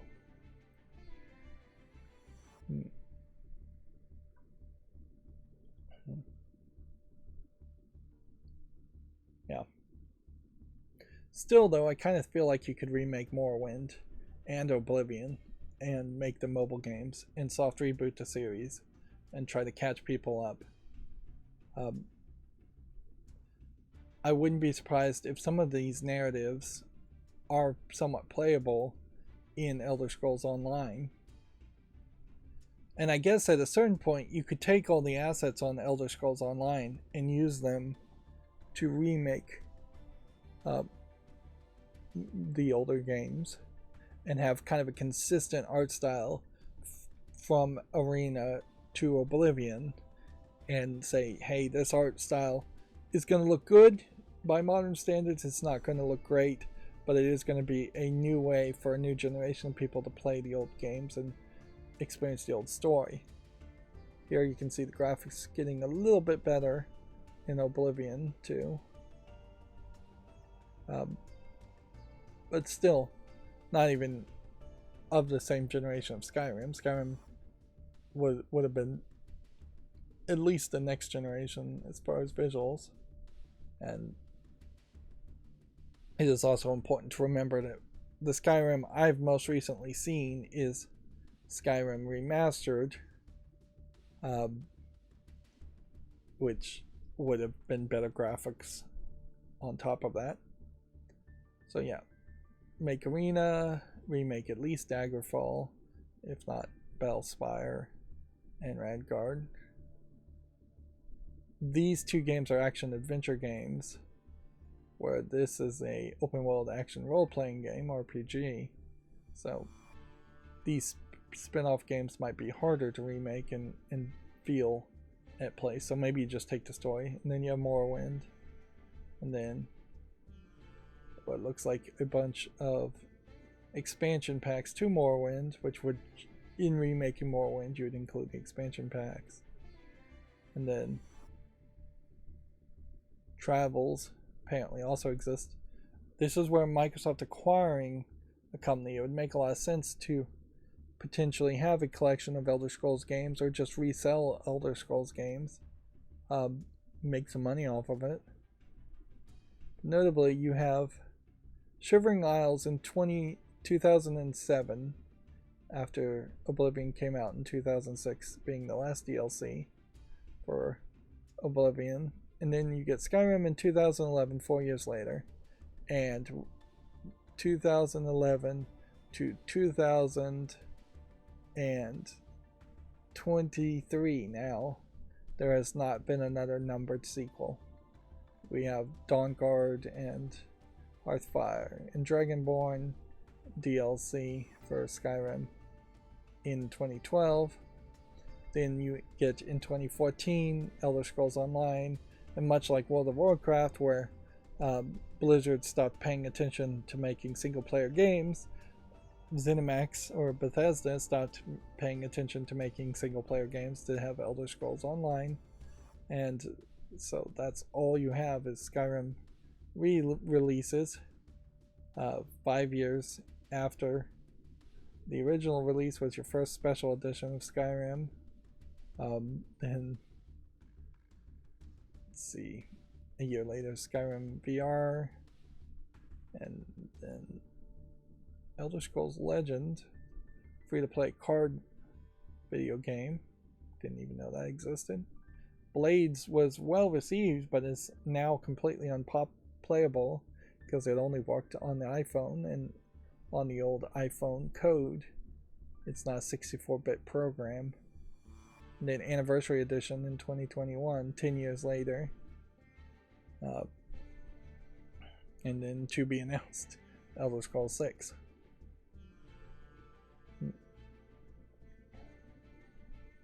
So, yeah.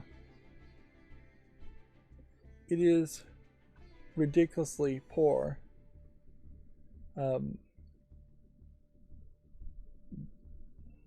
How much of the Elder Scrolls series is just not playable at this point. Wikipedia also has this map of Tamriel, which here's the Morrowind area, here's the Skyrim area, and then here's some other sections that have been either mentioned or seen. It's a pretty big landmass, but off a lot of coastal sections too, which is probably good to have a lot of water coastal sections in an open world area. But in any point they could add a whole nother group of islands to another area, or a magical dimension to another area. Is there anything else to talk about as far as a rumor goes? No, I just think it. I think it's kind of silly to potentially go backwards. If they make an Elder Scrolls Oblivion remake, then there is just going to be a desire and a call to remake 3, and then there's going to be a call and desire to remake 2, and a call and desire to remake 1, where even if they did a very poor remake of Elder Scrolls Arena, kind of the way they remade Resident Evil 1, moving forward, the Resident Evil 2 remake was very well received, the Resident Evil 3 remake was very well received, Resident Evil 4 was amazingly well received. Now they've just run into the problem of whether they actually want to remake Resident Evil 5. But yeah, I would much prefer them go in order. Moving on, PlayStation 5 beta system updates adds Dolby Atmos and accessibility options. Players with Dolby Atmos devices will now be able to use 3D audio. Very few people actually plug in any kind of surround sound system into their consoles or even PCs. It's nice to have compatibility there, certainly at a certain level. DF Retro was just talking about how every PlayStation 5 has hardware compatibility theoretically for 8K resolution, and there has been zero support for it, not even on like streaming services like Netflix or anything. I don't know if there even is any streaming service that would give you 8K content or even upscale to 8K. If you were buying a PlayStation 5 to be a decent Blu-ray player, then maybe the 8K upscaling capability would make some sense, but PlayStation really hasn't promoted the idea of using a PlayStation 5 to play Blu-rays. In fact, I'm not sure you actually can play UHD Blu-rays on a PlayStation 5. I think I recently heard you can't, which is kind of crazy.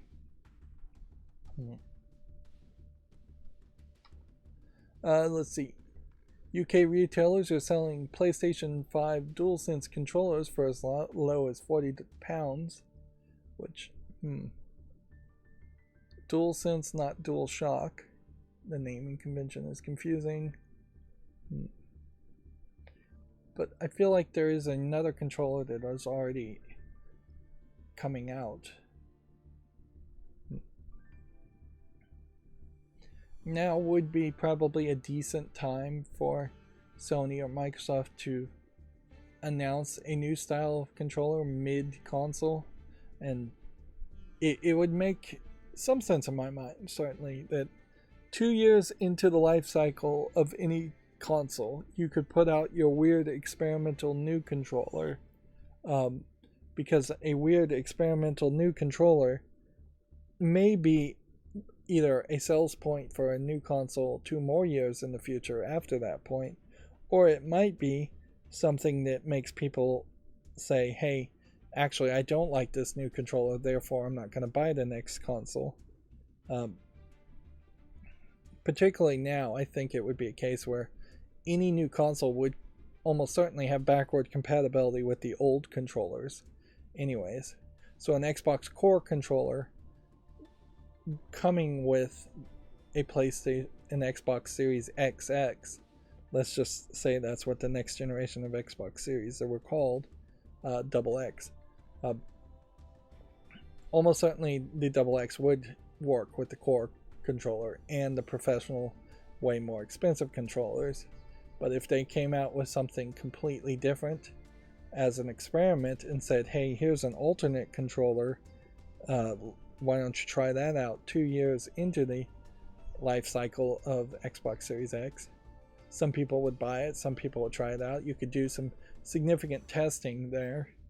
And then you would have the option and the sales numbers to support releasing the next console having either the new controllers if they're very popular, or the old controllers if it isn't that popular, and then you could just quietly abandon support for the weird controllers. And weird is very subjective, because almost certainly a new controller is going to barely change.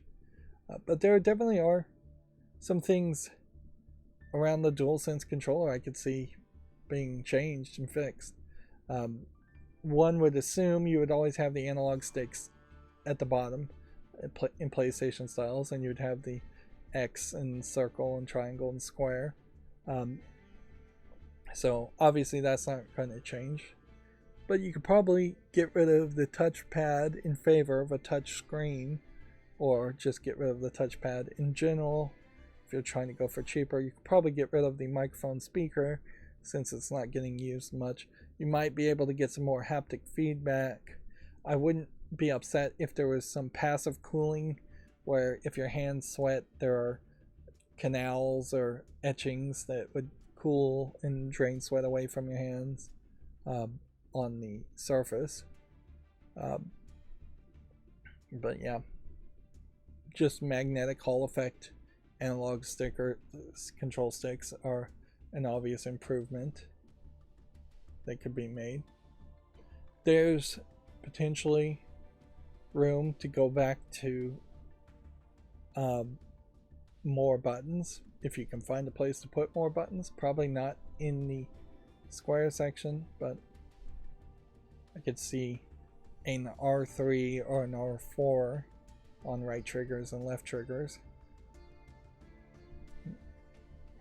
And in general, I've always said I think there needs to be like a scroll wheel somewhere. I don't know how you're going to do it, but a mouse scroll wheel so you could scroll up and down menus and select through a multitude of weapons. Most games just have far too many weapons. Shadow of the Tomb Raider has far too many weapons, and it only has 4. So if there was a way to swipe up and swipe down on something that's more of a scroll wheel and less of a touchpad to select weapons, I think that could be very helpful. And the mouse input makes some sense there. Popping up a keyboard by a dedicated button may not be the worst idea either. Voice assistants potentially in controllers might make some sense, particularly if it's a voice assistant specifically designed for gaming, so you could just tell the controller to do things and it would always understand you and do it. So if I could say select loadout 1 and it just it did loadout 1, that would be an interesting possibility. Or turn off the lights in the room to turn off lights while you're gaming, or pause the game. Things like that could be very useful, particularly if it's all local and it's not going to a cloud.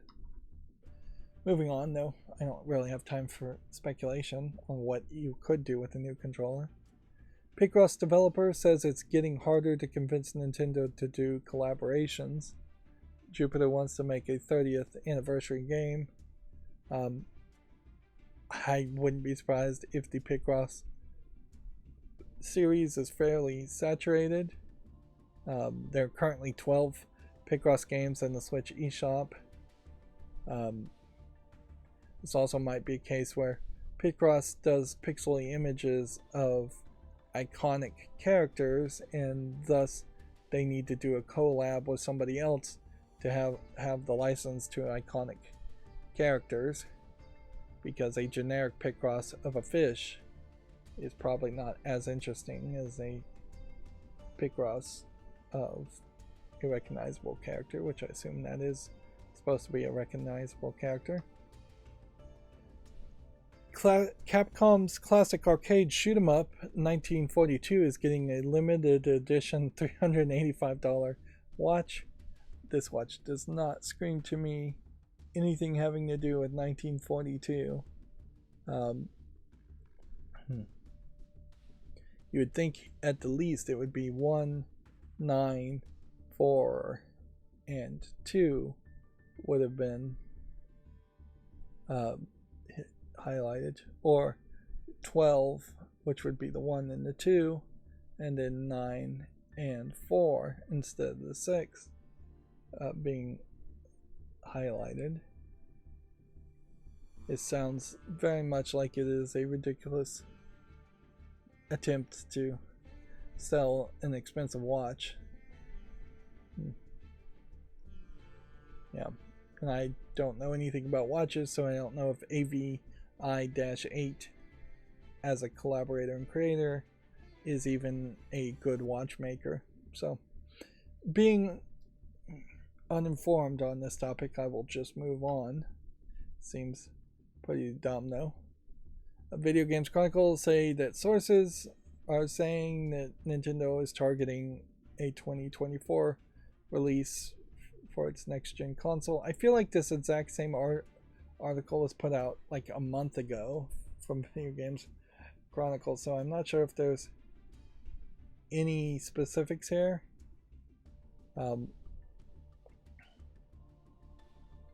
Like, current Switch games are just 32 gigabytes of internal memory storage space.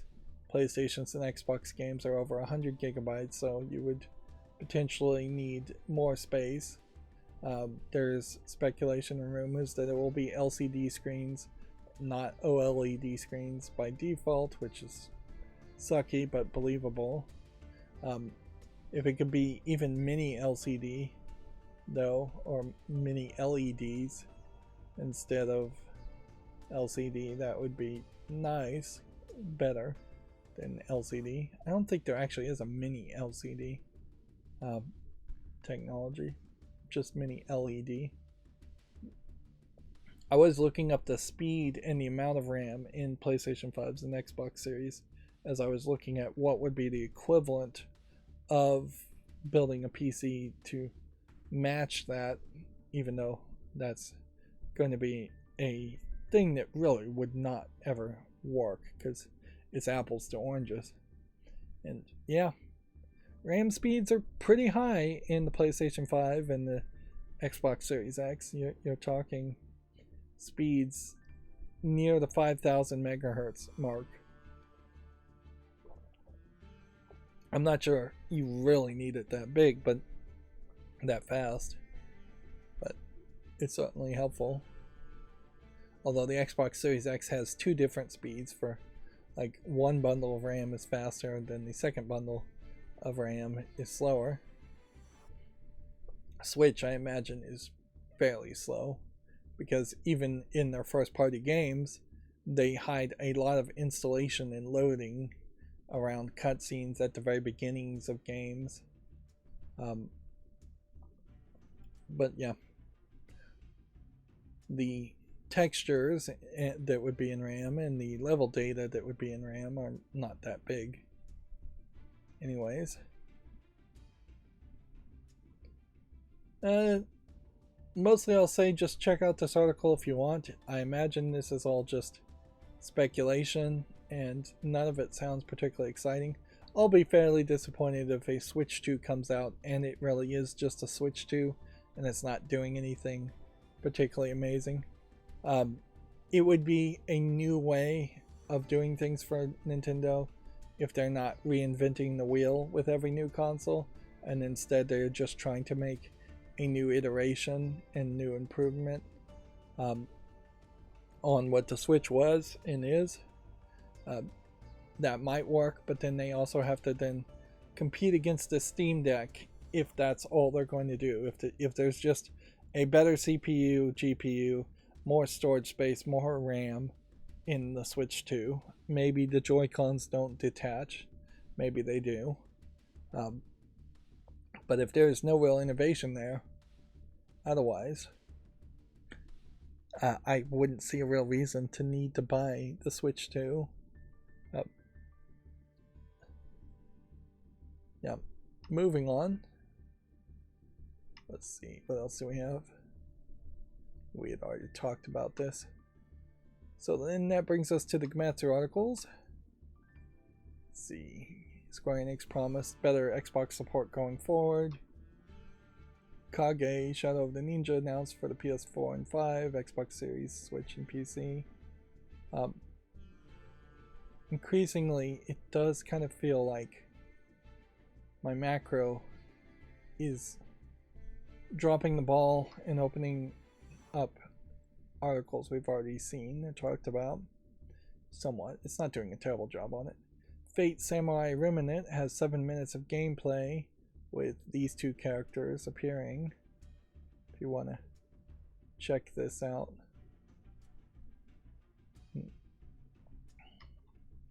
Mortal Kombat 1 adds Geras, whoever that is. He looks like he's got a big sand time element. Keepers of Time. Well, what really ended the last Mortal Kombat series is that the story centered around time and changing the timelines. And so by adding this character, it seems to me like they are implying that maybe they will recognize that time has been changed and this new timeline is different.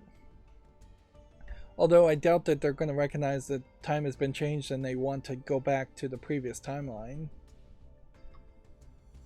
The game Lost Soul Aside has a China Joy 2023 trailer if you want to check that out. Let's see if we can skip through this and see if there's anything particularly interesting. So far, visually it looks fine. The problem is all these Chinese games definitely have the ambition to look like an action RPG game that would be on the same level of quality as Final Fantasy games felt like back in the day. The actual implementation, though, has yet to be proven, and this is also a situation that has not been tested really before, in the sense that you haven't had Sony funding the development of Chinese games, which is what the China Joy project is, and having Chinese developers try and make games that they are ambitious to make.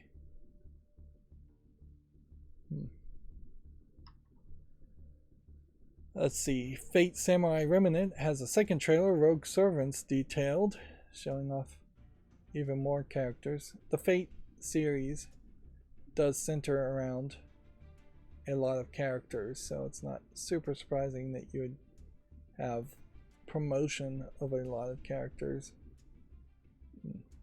I'm a little surprised by this shorter anime girl character, because the Fate series really hasn't had a lot of short characters that I have recognized. I've not put a lot of attention into the Fate series. But yeah, from the Fate Stay Night anime things I have seen, I've never really seen a shorter, more moe style in the animation, and you can see that style really not present on any of the other characters either. Lost Soul of Side has 22 minutes of gameplay if you want to check that out on Gamatsu. I think I'm satisfied with the trailer enough to potentially not just immediately dismiss the game, although in fairness there's really not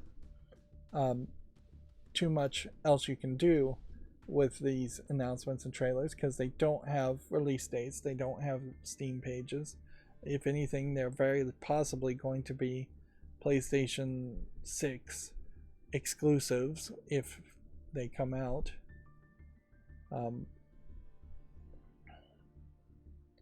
Let's see. Yeah, it's right now in development for the PS5 and PC. So maybe it'll come to PC. Let's see. Daba Land of Waterscar also has 22 minutes of gameplay. Seems like they're picking 22 minutes of gameplay to show you so that they have exactly 22 minutes of footage to put on like a TV show episode, because TV show episodes are also 22 minutes. Maybe it's a case that people can really only pay you attention for 22 minutes. That's also a possibility.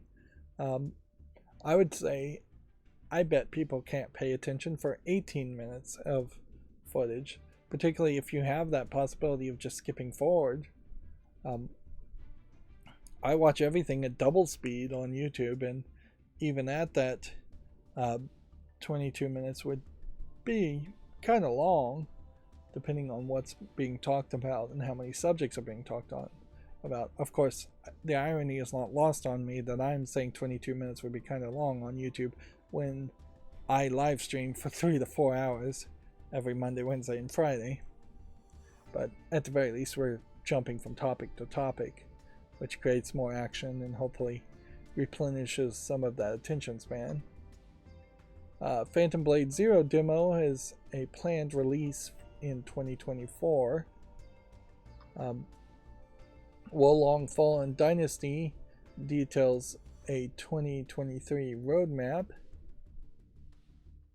which seems to have a whole bunch of stuff being promised if you're interested in Wolong Fallen Dynasty. I vaguely recall, though, it feels like Wolong has not been very well received as a game, but it's nice to see games supported even if they aren't being well received. PlayStation 5 software beta rolling out. It adds Dolby Atmos, large storage capacity support. I don't know why there was even a limitation on how large of a storage you could put in a PS5. It almost certainly was a case that when the PS5 came out, if you tried to put a 2 terabyte NVMe in it, it would have been so slow that it wouldn't have passed their speed tests. But in reality, a 512 gigabyte SSD would be in the exact same format as far as formatting the file system as a 2 terabyte, 4 terabyte, even if you could get a 100 terabyte NVMe. It would all be in the same 64-bit file format system. So there's really no reason to have a limitation on larger capacity as far as I see it.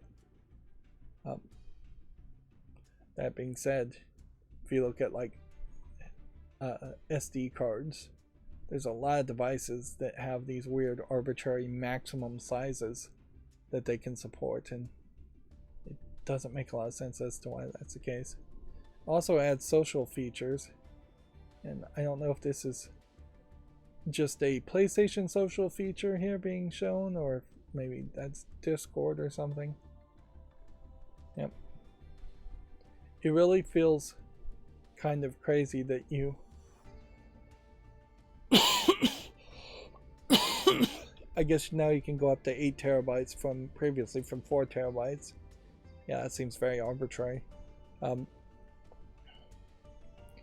It's a shame that I can't find a way to better appreciate Discord as a concept. I think the federated concept probably does it a little bit better than Discord does, but still both concepts require there to be somebody really running your own forum, your own social media service, and people just don't want to have to be a manager of a social media forum. Apparently you can now use second controllers for assistance, which means somebody with the second controller can press buttons and make the character interact in the same way that somebody with the first controller could do that. It seems like there should be a way to toggle that fairly quickly, otherwise you're going to get a lot of kids irritating each other. System UI haptic feedback, that feels like something that should have been there day one. Yeah, this party system does seem to be just part of PlayStation's social services.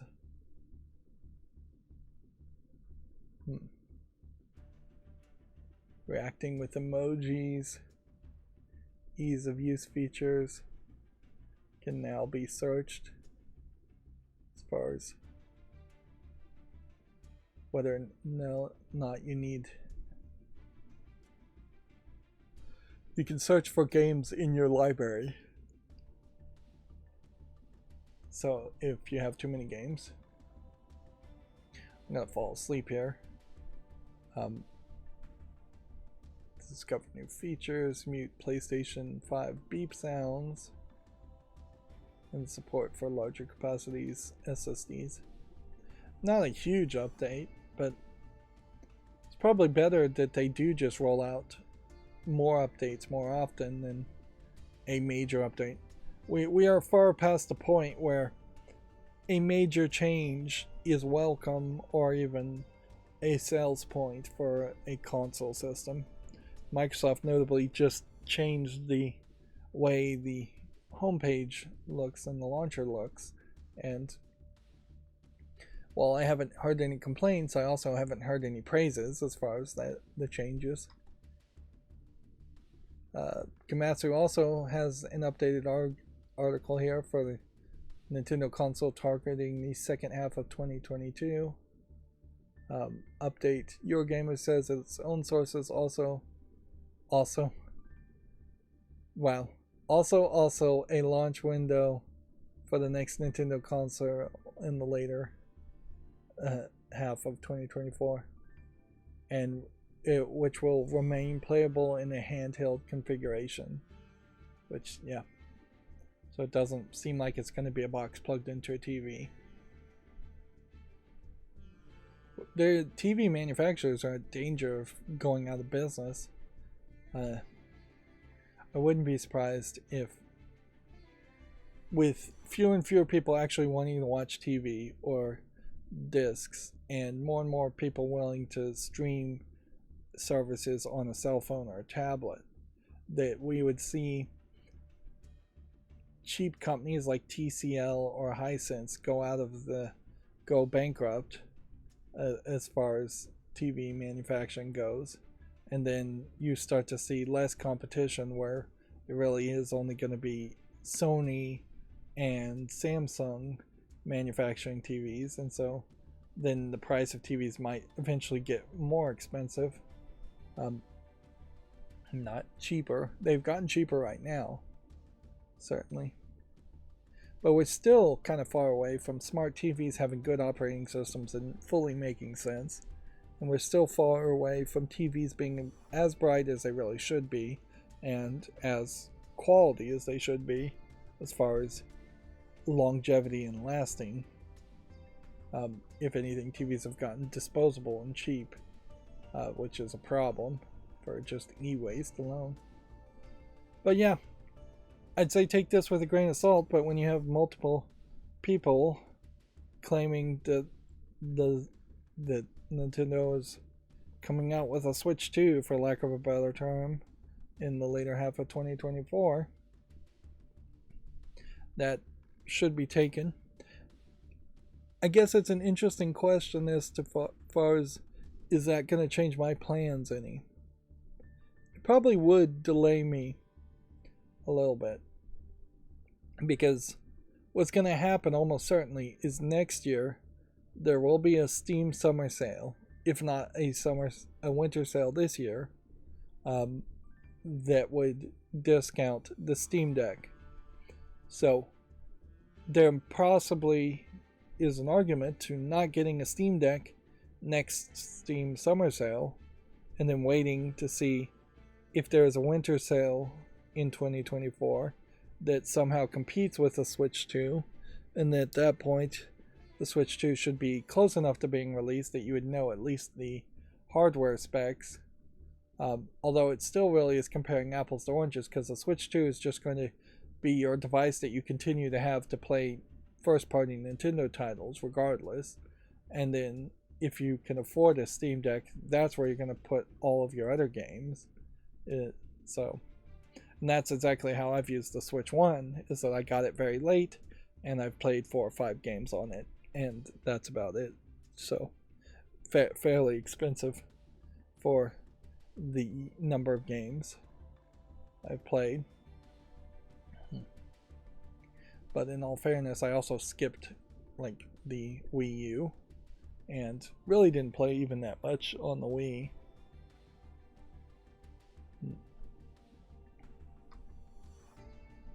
Let's see, moving on, a game called Ellipse for the PS5 and Switch launches August 2nd. It's currently on PC.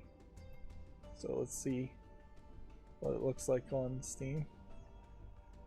And that still feels slow to load. You can see it's mostly positive at 79%. Ratatan Kickstarter campaign has launched, according to Komatsu. If you want to kickstart a game for some crazy reason. And then Bomb Rush Cyberpunk for the PS4 and 5 and Xbox One and Series launches September 1st. It maybe is already on Steam. Nope. It's coming out August 18th though. So it's coming out a little bit earlier than September 1st. Yep.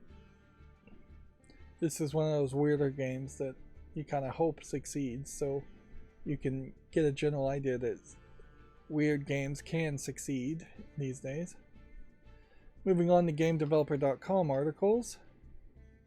Let's see, Final Fantasy XIV materializes on Xbox in 2024. EA Group exec in charge of Maxis, BioWare, and Motive has departed.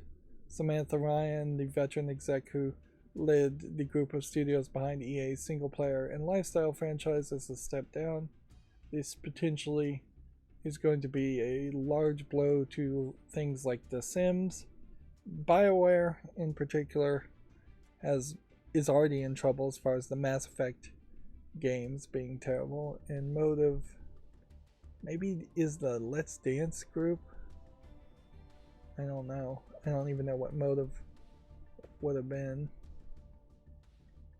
But yeah, unless some new person comes in and really takes the reins and focuses on this feels like EA is just once again focusing on EA Sports titles and things that make them massive amounts of money, and potentially putting less emphasis on single player or smaller games. Of course, that's all just speculation. Let's see.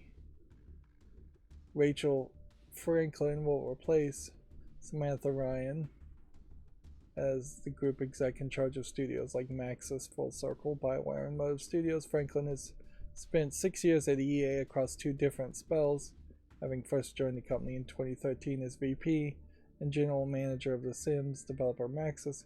She eventually left in 2016 to become the head of social VR at Meta before returning from Facebook Meta as the senior vice president of positive play, which, yeah, seems fairly obvious that EA, if you're middle management or upper management even, you may have to just leave the company to get a different role at a different company and then come back to get a higher role later.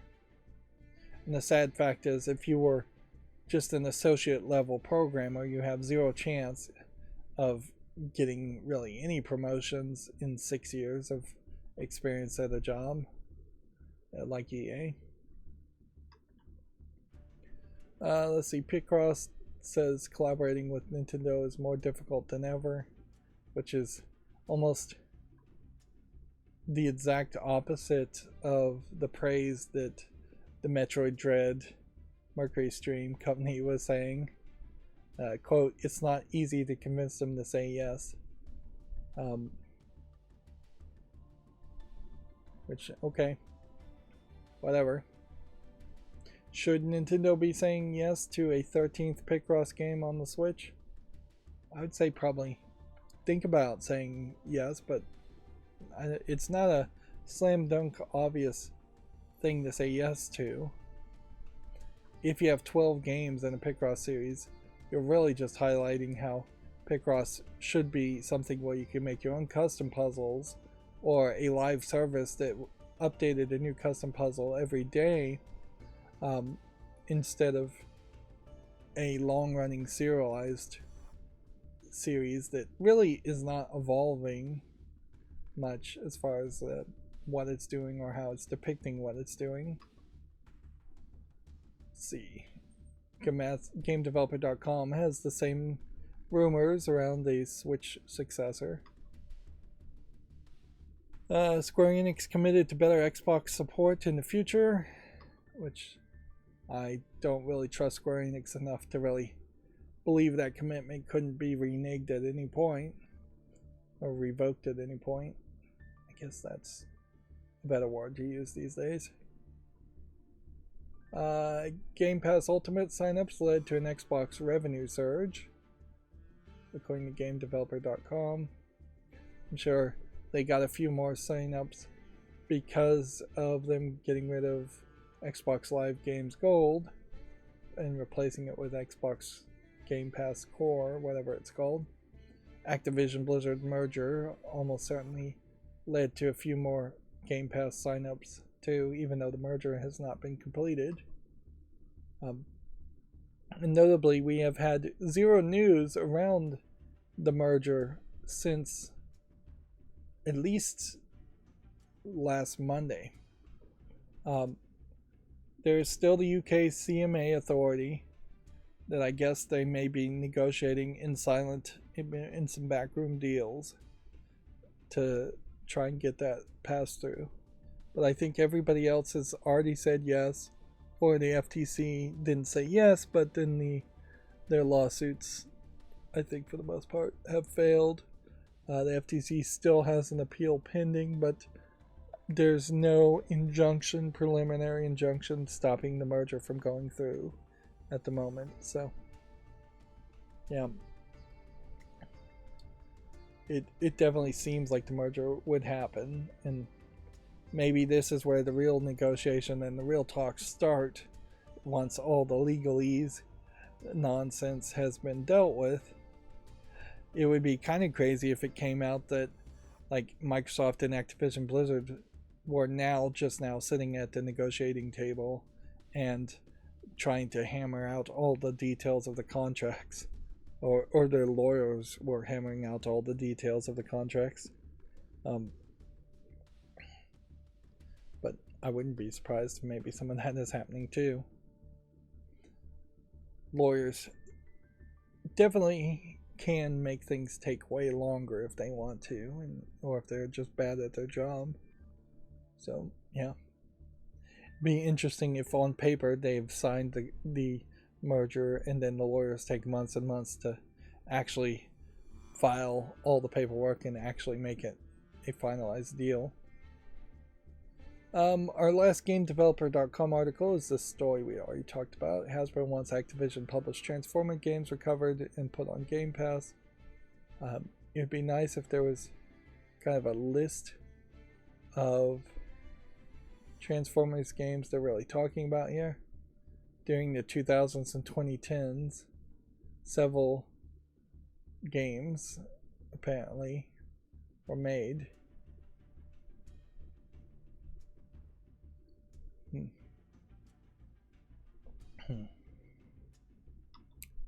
And then that brings us to the fall list cleanup and the auto blur working. Let's see. We have a VR puzzle game called I Expect You to Die, which is overwhelmingly positive. So I'll leave that on the fall list as it's a VR game.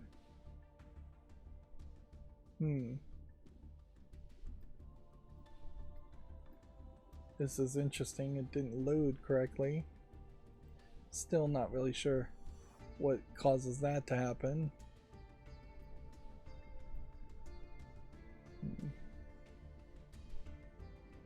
This is a visual novel game that came out in June of 2022. I Deserve a Happy Ending. Looks like it's a gay visual novel that does have the censored by default stance and then a free adult content. English, Spanish, Latin American. I think as I continue to just develop the boundaries, something like this probably wouldn't fly on YouTube, and I don't think there's anything special here, so we can take this off the fall list. That being said, one of the things that is more establishing what YouTube thinks is okay and isn't okay, one, and by that I mean exactly one out of at least 60 episodes of my Honey Pop series got age restricted, which I have to assume that it was just flagged by somebody.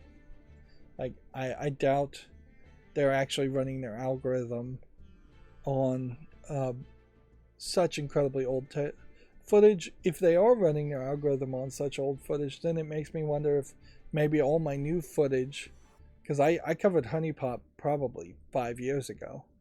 Maybe there's just 5 years of backlog going through the algorithm as far as my content goes. And that's not helpful to anybody if 5 years from now all my content is demonetized and age restricted. In particular, the Honey Pop episode that was age restricted is not really something I think I could challenge too much, because while it did have blurring over like some anime boobs and a sex scene, as you're playing the match 3 Duel game, the character is moaning and groaning for, it was probably about 10 minutes of just moans. And I think the moaning and groaning in general probably does deserve for it to be age restricted.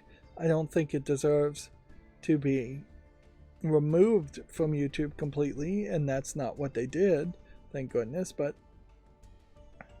yeah. If I were to cover Honey Pop 2 at some point, it probably would be full screen blurs, and I think we would have to mute the audio to be more non-age restricted, family friendly. And in all fairness, I think maybe Honey Pop 2 and Honey Pop 1 should have all been age restricted in the first place.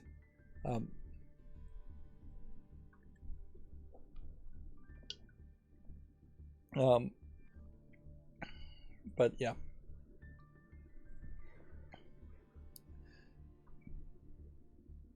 So now I potentially have a better idea of how far is too far.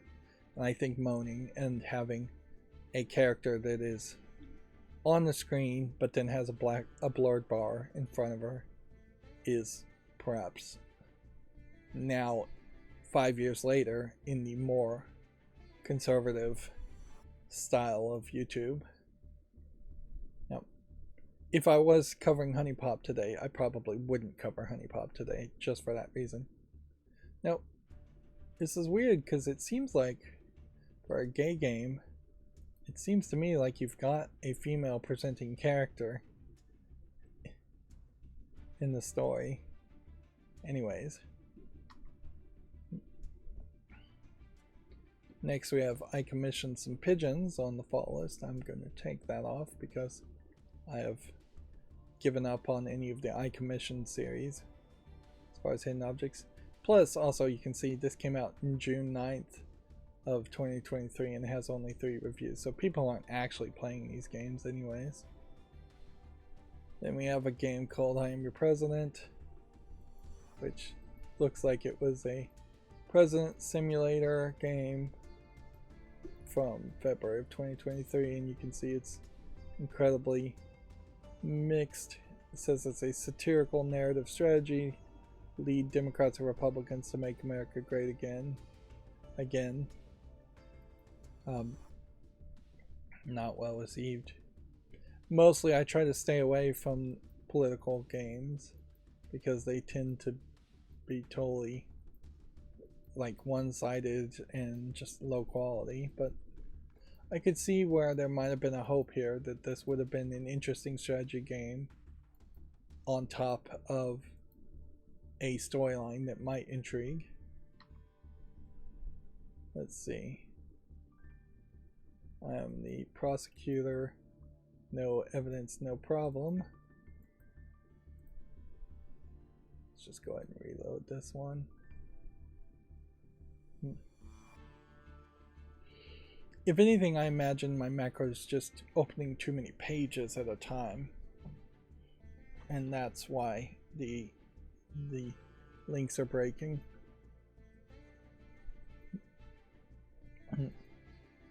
So this one is 77% positive with 36 from 2021, but this is a poor animation style, really, and this lady basically looks like she is bottomless here. For a criminal prosecution game, and honestly I don't know if I really would want to play as a prosecutor as much as I'd prefer to play as a defense lawyer. Defending people in video games makes a lot more sense. So I'm going to say no to this.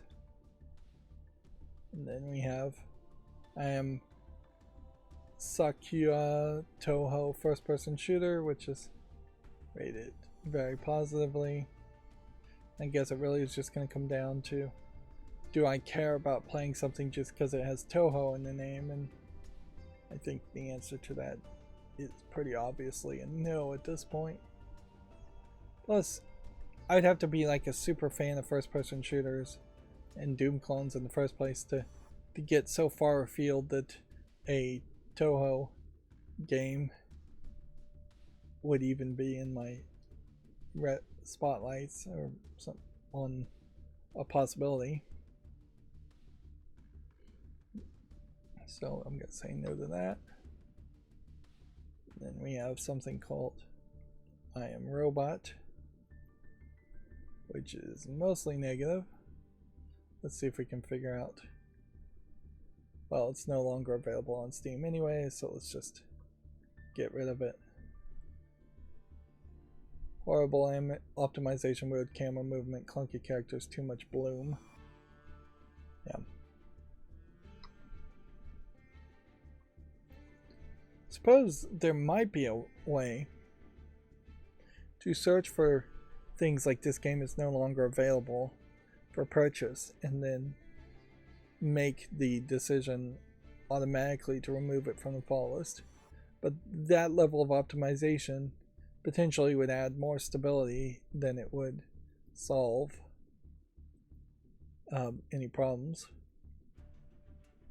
This game, I Am Fish, I think I've seen something like this, if not this one game. Why, though, is it mixed recently was mostly positive at 76% overall. Is it perhaps too expensive at $20? Is it not finished? Is it abandoned? Let's see. I Am Bread meets Finding Nemo, except for Finding Nemo has a sequel called Finding Water and is made by Disney instead of Pixar. Translation, it's poop.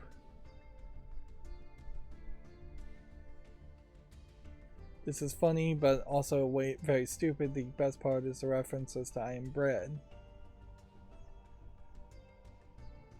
I Am Bread was great but hard. It was also funny without being stupid. Extremely frustrating game. The game's not difficult because it is designed to be, but rather because it is, simply put, janky at best. The game feels half-assed. The devs did a very good job on creating the levels and the environments, but then everything glitches or gets stuck. The containers. Alright. Very bland, quickly boring game. Controls are pretty horrible and lacks any sense. So yeah, I guess that's enough to scare me away from I Am Fish. And if anything, the gimmick around I Am Bread may not even be good enough to convince me to play I Am Bread. At some level, let's see, is this the same developer as I Am Bread? No, but they made Perfect Date visual novel dating simulator for cats.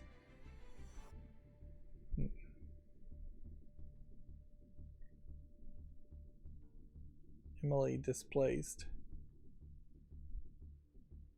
This was one I would have put on the follow list, but nobody ever played it, so it wasn't relevant enough. So they aren't the makers of I Am Bread. I question whether even I should play I Am Bread, because other kinds of simulators might make more sense, like Goat Simulator or even Cat Simulator, as a series of potential games where you're simulating other types of characters or objects. I Am A Story of Awakenings is not relevant at all, with no reviews, so it's got to leave the follow list. And then Hall Space 5D6 is not relevant enough, with 4 reviews, so it's got to go away. Definitely feels like some of these games were on the fall list because I was being way too generous or scraping the bottom of the barrel. Hypnosis Reveries. Is this a VR game? Yes. Abstract minimalist approach to tell a story about growth through a roughly 20-minute experience for $4.99. Yep, I'm gonna say no to that. Even as a VR game, that seems not good enough. So now we'll go through all the new games that came out on Steam.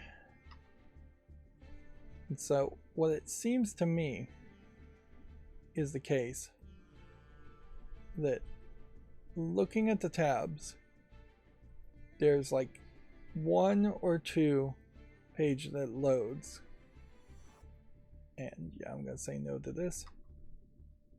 And then after the first page loads, I'm seeing the little loading hourglass on the favorite icon of each tab, which implies to me that the page did not fully load. Now, this Every Hue of You visual novel, I think I can say no to.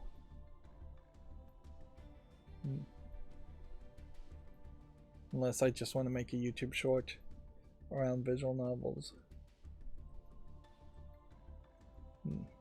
I'll experiment on this, but I'm not going to put it on the follow list.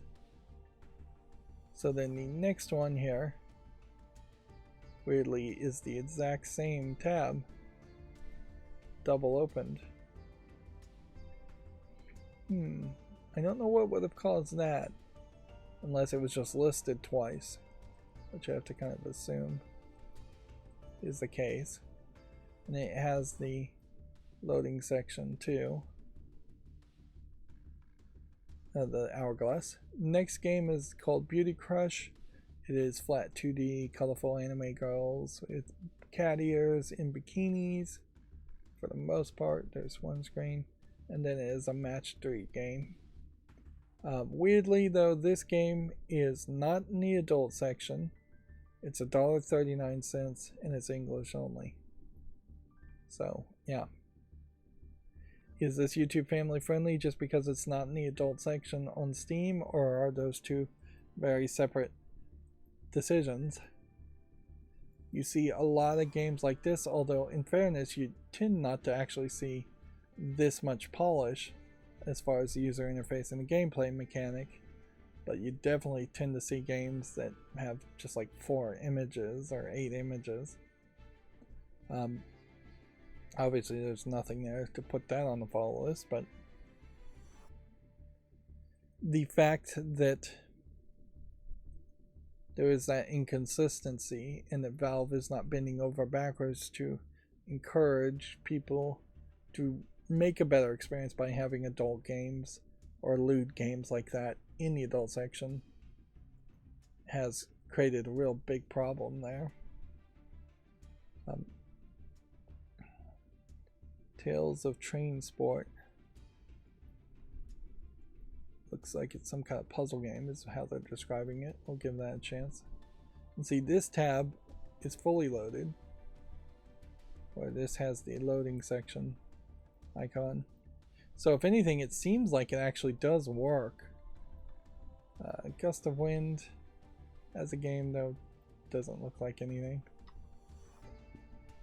Let's see. Sakura, Shadow Monsters. Platforming game where you control Sakura. I'll give it a chance. So it may be a case where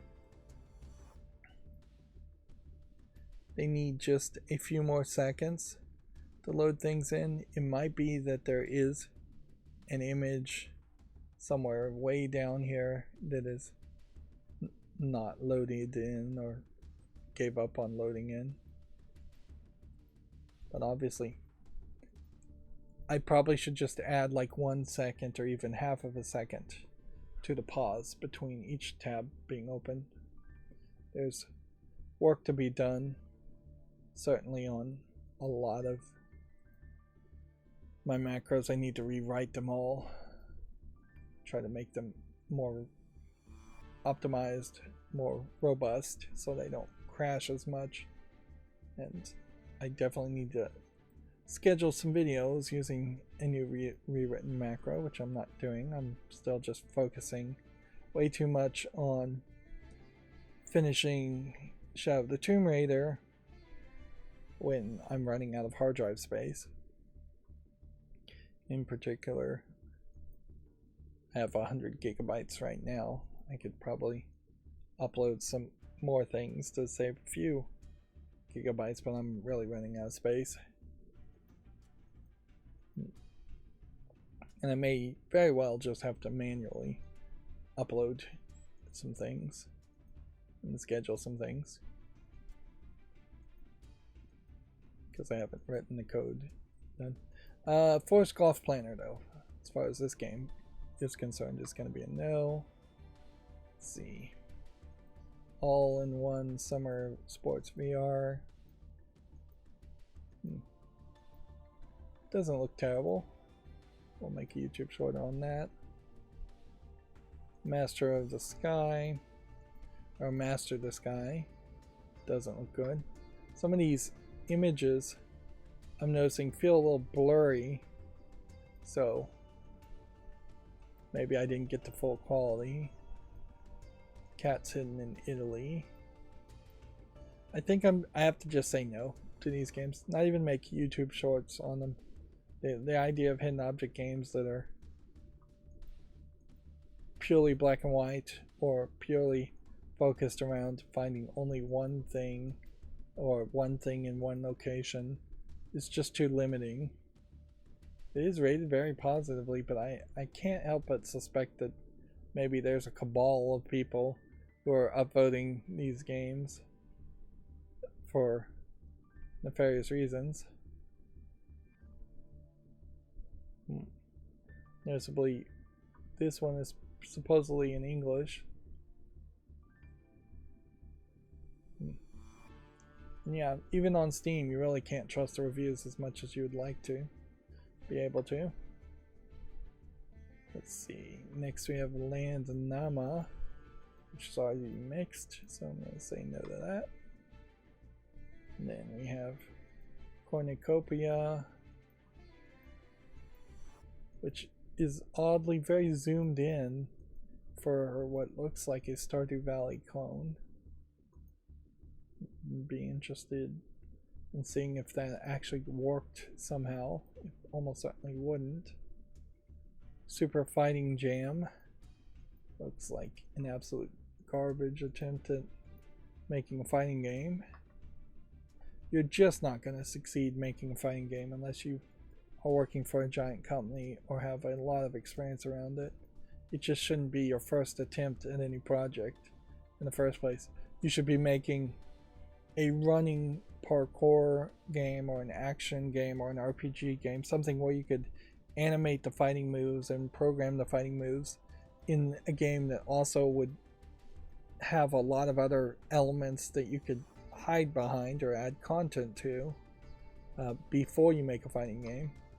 Somebody who made like Final Fantasy VII, they then probably would have the skill to take the fighting moves they in Final Fantasy VII and turn that into a fighting game. And it's actually a little surprising that doesn't happen more often, where a generic game does just take the characters and put them in a fighting game, whether it's a Smash Brothers style game or a proper strategy fighting game. Battle Group VR, I'm going to say no to. Battle of Duelists, we can say no. Next we have another adult game. This is a 2D, kind of colorful but a little bit realistic. I'd say it's almost half and half depiction of kind of anime girls. Definitely taller, lengthier girls. And noticeably again, not in the adult section on Steam. This time the actual game looks like it's a brick breaker shoot 'em up game with what almost certainly are either licensed or stolen pictures. Although they do seem to all pretty much match an art style and a characterization. So it seems somewhat consistent. Looks like there's about 4 pictures for $1.39. Yeah. And yeah, it definitely seems like increasingly adult lewd games are just being allowed outside of the adult section. Is this perhaps a change of policy or a change in the person enforcing the policy at Valve? Or is this perhaps a pushback of game companies just saying, screw it, we don't care about Valve's rules, because Valve's rules of putting things in the adult section was too onerous and there was too much censorship in that case in general. Here's a hidden object game or a puzzle game. Looks more like it's a puzzle game than a hidden object game. I'll make a YouTube short around it. Chief or Chef Survivor. Chief is with an I guess, so I guess this is supposed to be Chef Survivor. Doesn't look like anything. Zero Caliber VR. Looks like there might be something here. So we'll make a short around that. Shapebreaker Prologue. Doesn't look good enough. Next we have yet another adult game. This time 3D CGI game, Sex Story Cuckold Life Episode 1. And I do have to actually keep the blur on this. Because I know I'm seeing full nudity and that won't fly on YouTube.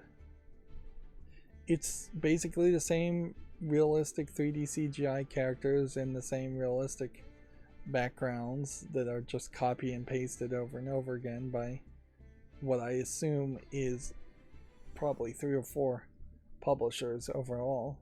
The game is fairly cheap at $2.09. It's English only, but it is also episodic, so I wouldn't be surprised if this is like 5 to 20 minutes long. As for the actual adult content, I mean, seems fairly vanilla, mostly just nudity, wandering around a fancy house. 2 characters only, no real fetishes seemingly being involved. It does say in the mature content that it is still images of male and female characters, so that is the problem with a lot of these games, is that the 3D CGI gives me the impression, at least, that it would be an interactive or at least animated scene in which the 3D characters were moving around and talking. But no, all the talking is text. There's no voice acting, and they don't move around. They are just posed 3D models that have been licensed or gotten some other way from a asset store. Next we have what looks like just a garbage asset flip game of a different type called Morty College, which looks like absolute garbage. Even if this was supposed to be a joke game, I just don't see what the joke is at all. $13.99 is too expensive for whatever this is. Let's see. Next we have a game called Battery Hunter, which doesn't look like anything of interest. Then we have Sorrow Asylum. It's crazy that so many adult games are even being listed today, considering how many adult games were listed on Friday. It seems like maybe we're seeing bundling over the course of an entire weekend. And as far as I can tell, like July 31st and like the last weekend in July is not any special weekend of any sorts. Sorrow Asylum doesn't look interesting enough to me. Maybe I'm being a little bit cruel today, but whatever. Palladium doesn't look polished enough to me. Then we have Vinba, which Vinba is this Indian lady cooking, and I think there's a narrative element potentially to it also. The idea of cooking Indian food in particular is definitely something different for most people that aren't an Indian. So I'm a little surprised this game hasn't been on the fall list, because I definitely remember some advertisement around it. And we really have gotten to the point, yeah, this was maybe one of the wholesome games during the Summer Games Fest. That might have been the advertisement around it. And it really has gotten to the point where if any game bothers to advertise itself anyway by just putting out a press pack, it should be on the fall list. It should get a YouTube short. Whereas you have a game like this that, as far as I know, didn't put out a press release and didn't get even the smallest amount of coverage. It seems pretty easy to send out a press release to like Gametsu, and Gametsu will make an article around it, regardless of who you are. I don't think this is even English language support. Nope, it's just Spain Spanish. You can see how they're saying this is relevant to Yu-Gi-Oh! And Shadowverse because it's a card game, when just because it's tagged as a card game, it doesn't even really look like much of a card game. Well, it does have some cards, but vastly different types of card games. Let's see, we have a Mancala game, which is there something special about this version of Mancala on Steam where you wouldn't want to instead play Tabletop Simulator Mancala, which I'm sure you can probably play Mancala Tabletop Simulator. Mancala is such a simplistic game in general, though. You should probably play it in the real world, although it does require actually a lot of pieces. $4.24 for Mancala, and claiming it has full audio voice acting, which almost certainly it doesn't. Yeah, there's nothing here that makes the Mancala look good, and then there's a lot of other stuff here that visually is just in the way and distracting. Let's see, next we have first-person shooter game called Infernal Wave, and yeah, I'll take a risk and say no to that. It's not quite polished enough. Next we have a game called Fan Dominion, which looks like it's some poorly drawn, poorly animated fighting characters. I say poorly.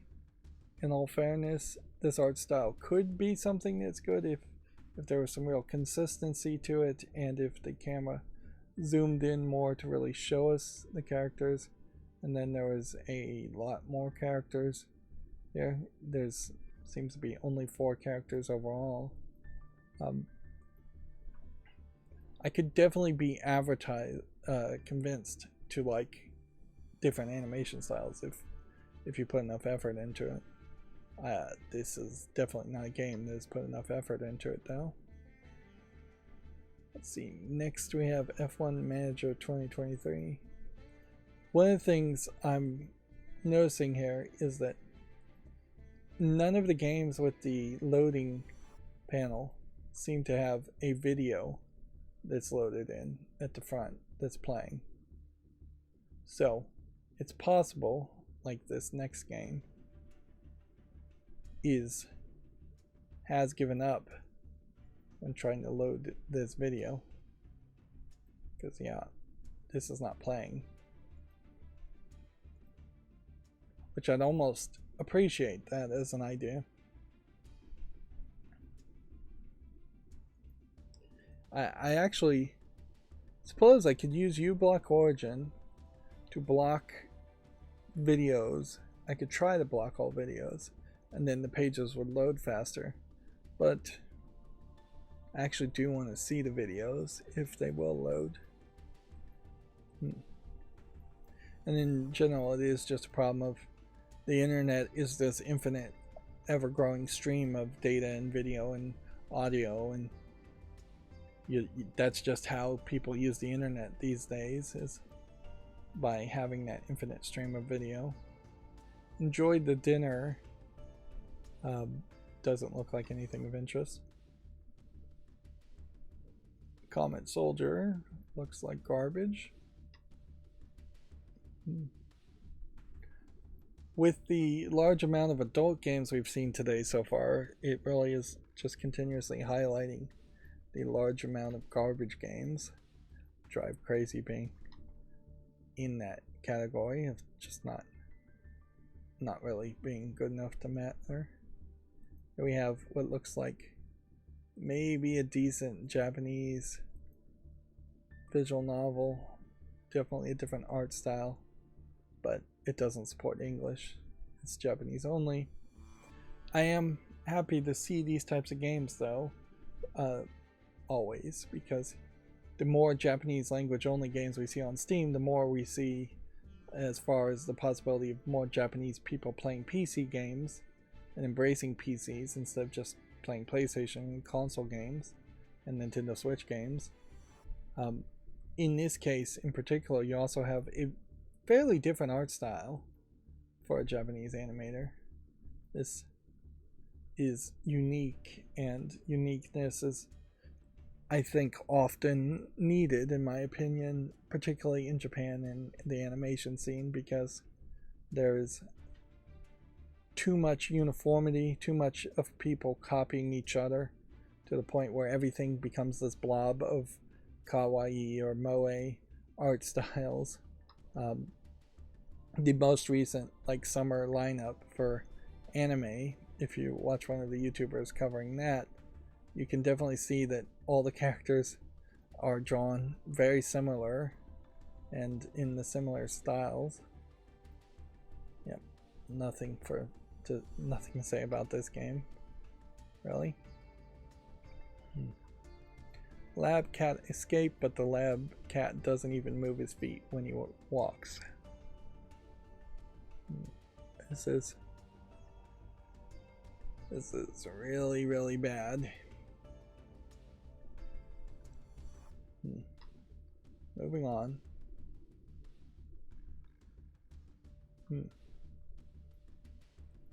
Here we have a English-Russian game called Pulse of Love, although weirdly it seems to be a story about a Korean K-pop scene. So some inconsistency there. That being said, it visually looks fine. $9.99. It says it has English full audio. I question that. And then Russian. It seems to me like there's increasingly ways people have found to make English-Russian games come on Steam. I don't know if that is in any way indicating that Russian game companies and the Russian game companies that used to flood Steam and almost certainly launder money through Steam have figured out how to do that once again. I wouldn't be surprised if there's a lot of people that are doing business with Russian companies when they shouldn't be, and embargoes are still on because nobody is really monitoring them, or because it has been so long that the guards of those embargoes have fallen asleep at the wheel. Is there a specific reason why this would be put on the fall list? No. Does it deserve a YouTube short? Alright, I'll give it that. Since it's so incredibly easy to make YouTube shorts, and they are such a throwaway type of content, yeah, it's easy to just throw games a bone and say make a YouTube short on it and do nothing else. And if anything, maybe even some of the games I've purchased and thought I would actually cover and play might be better as just YouTube shorts and just shout them out. Like Leisure Suit Larry as a series is one I'd actually like to talk about and cover, but I could also see myself saying, actually, I can't cover this. Could I possibly make a YouTube short around it and just try and highlight it for its historical relevance? Same is, I guess, true for this English, allegedly full audio visual novel, The Radiance.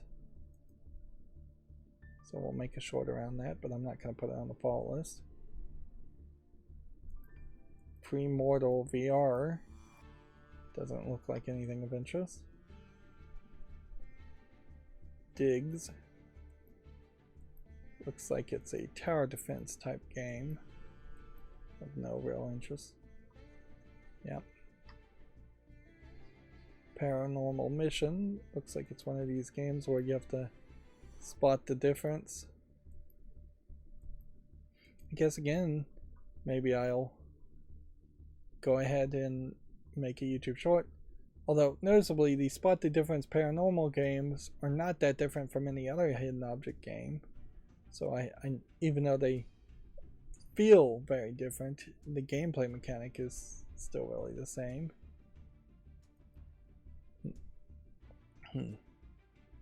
Rise of the Triad has released its new Ludicrous edition, which we can see is being received fairly positively, 100% at 22 reviews.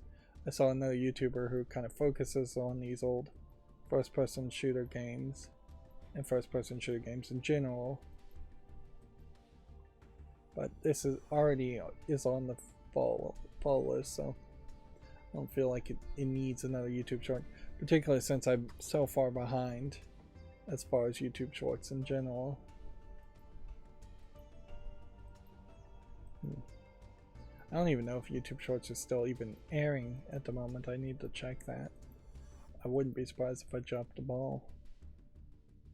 Mage Tower 2, Call of Zadius. Doesn't look good enough. And we didn't have a ton of games today. Anyways. Loop Room.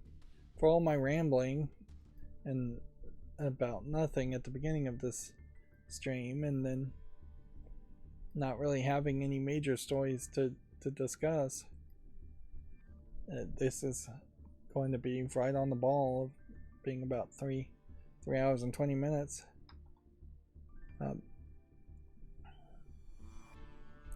Now noticeably, we haven't seen any adult games in the last 20 or 30 games, which I assume would imply that most of the adult games were actually released on the 30th or the 29th or over the weekend. Although Battlecraft here does have a bikini lady and is definitely trying to sell on some skin a little bit. Not much. Overall, Battlecraft though does not look interesting. Then we have a game called Cardstorm Idol.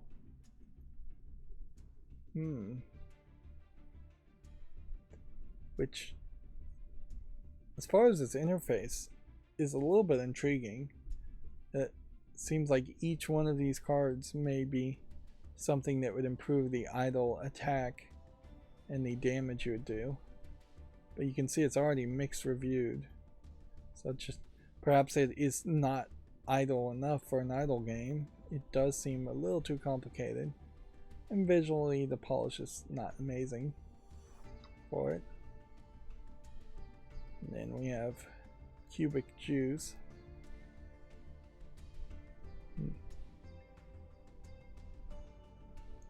Seems like a 3D Tetris type game.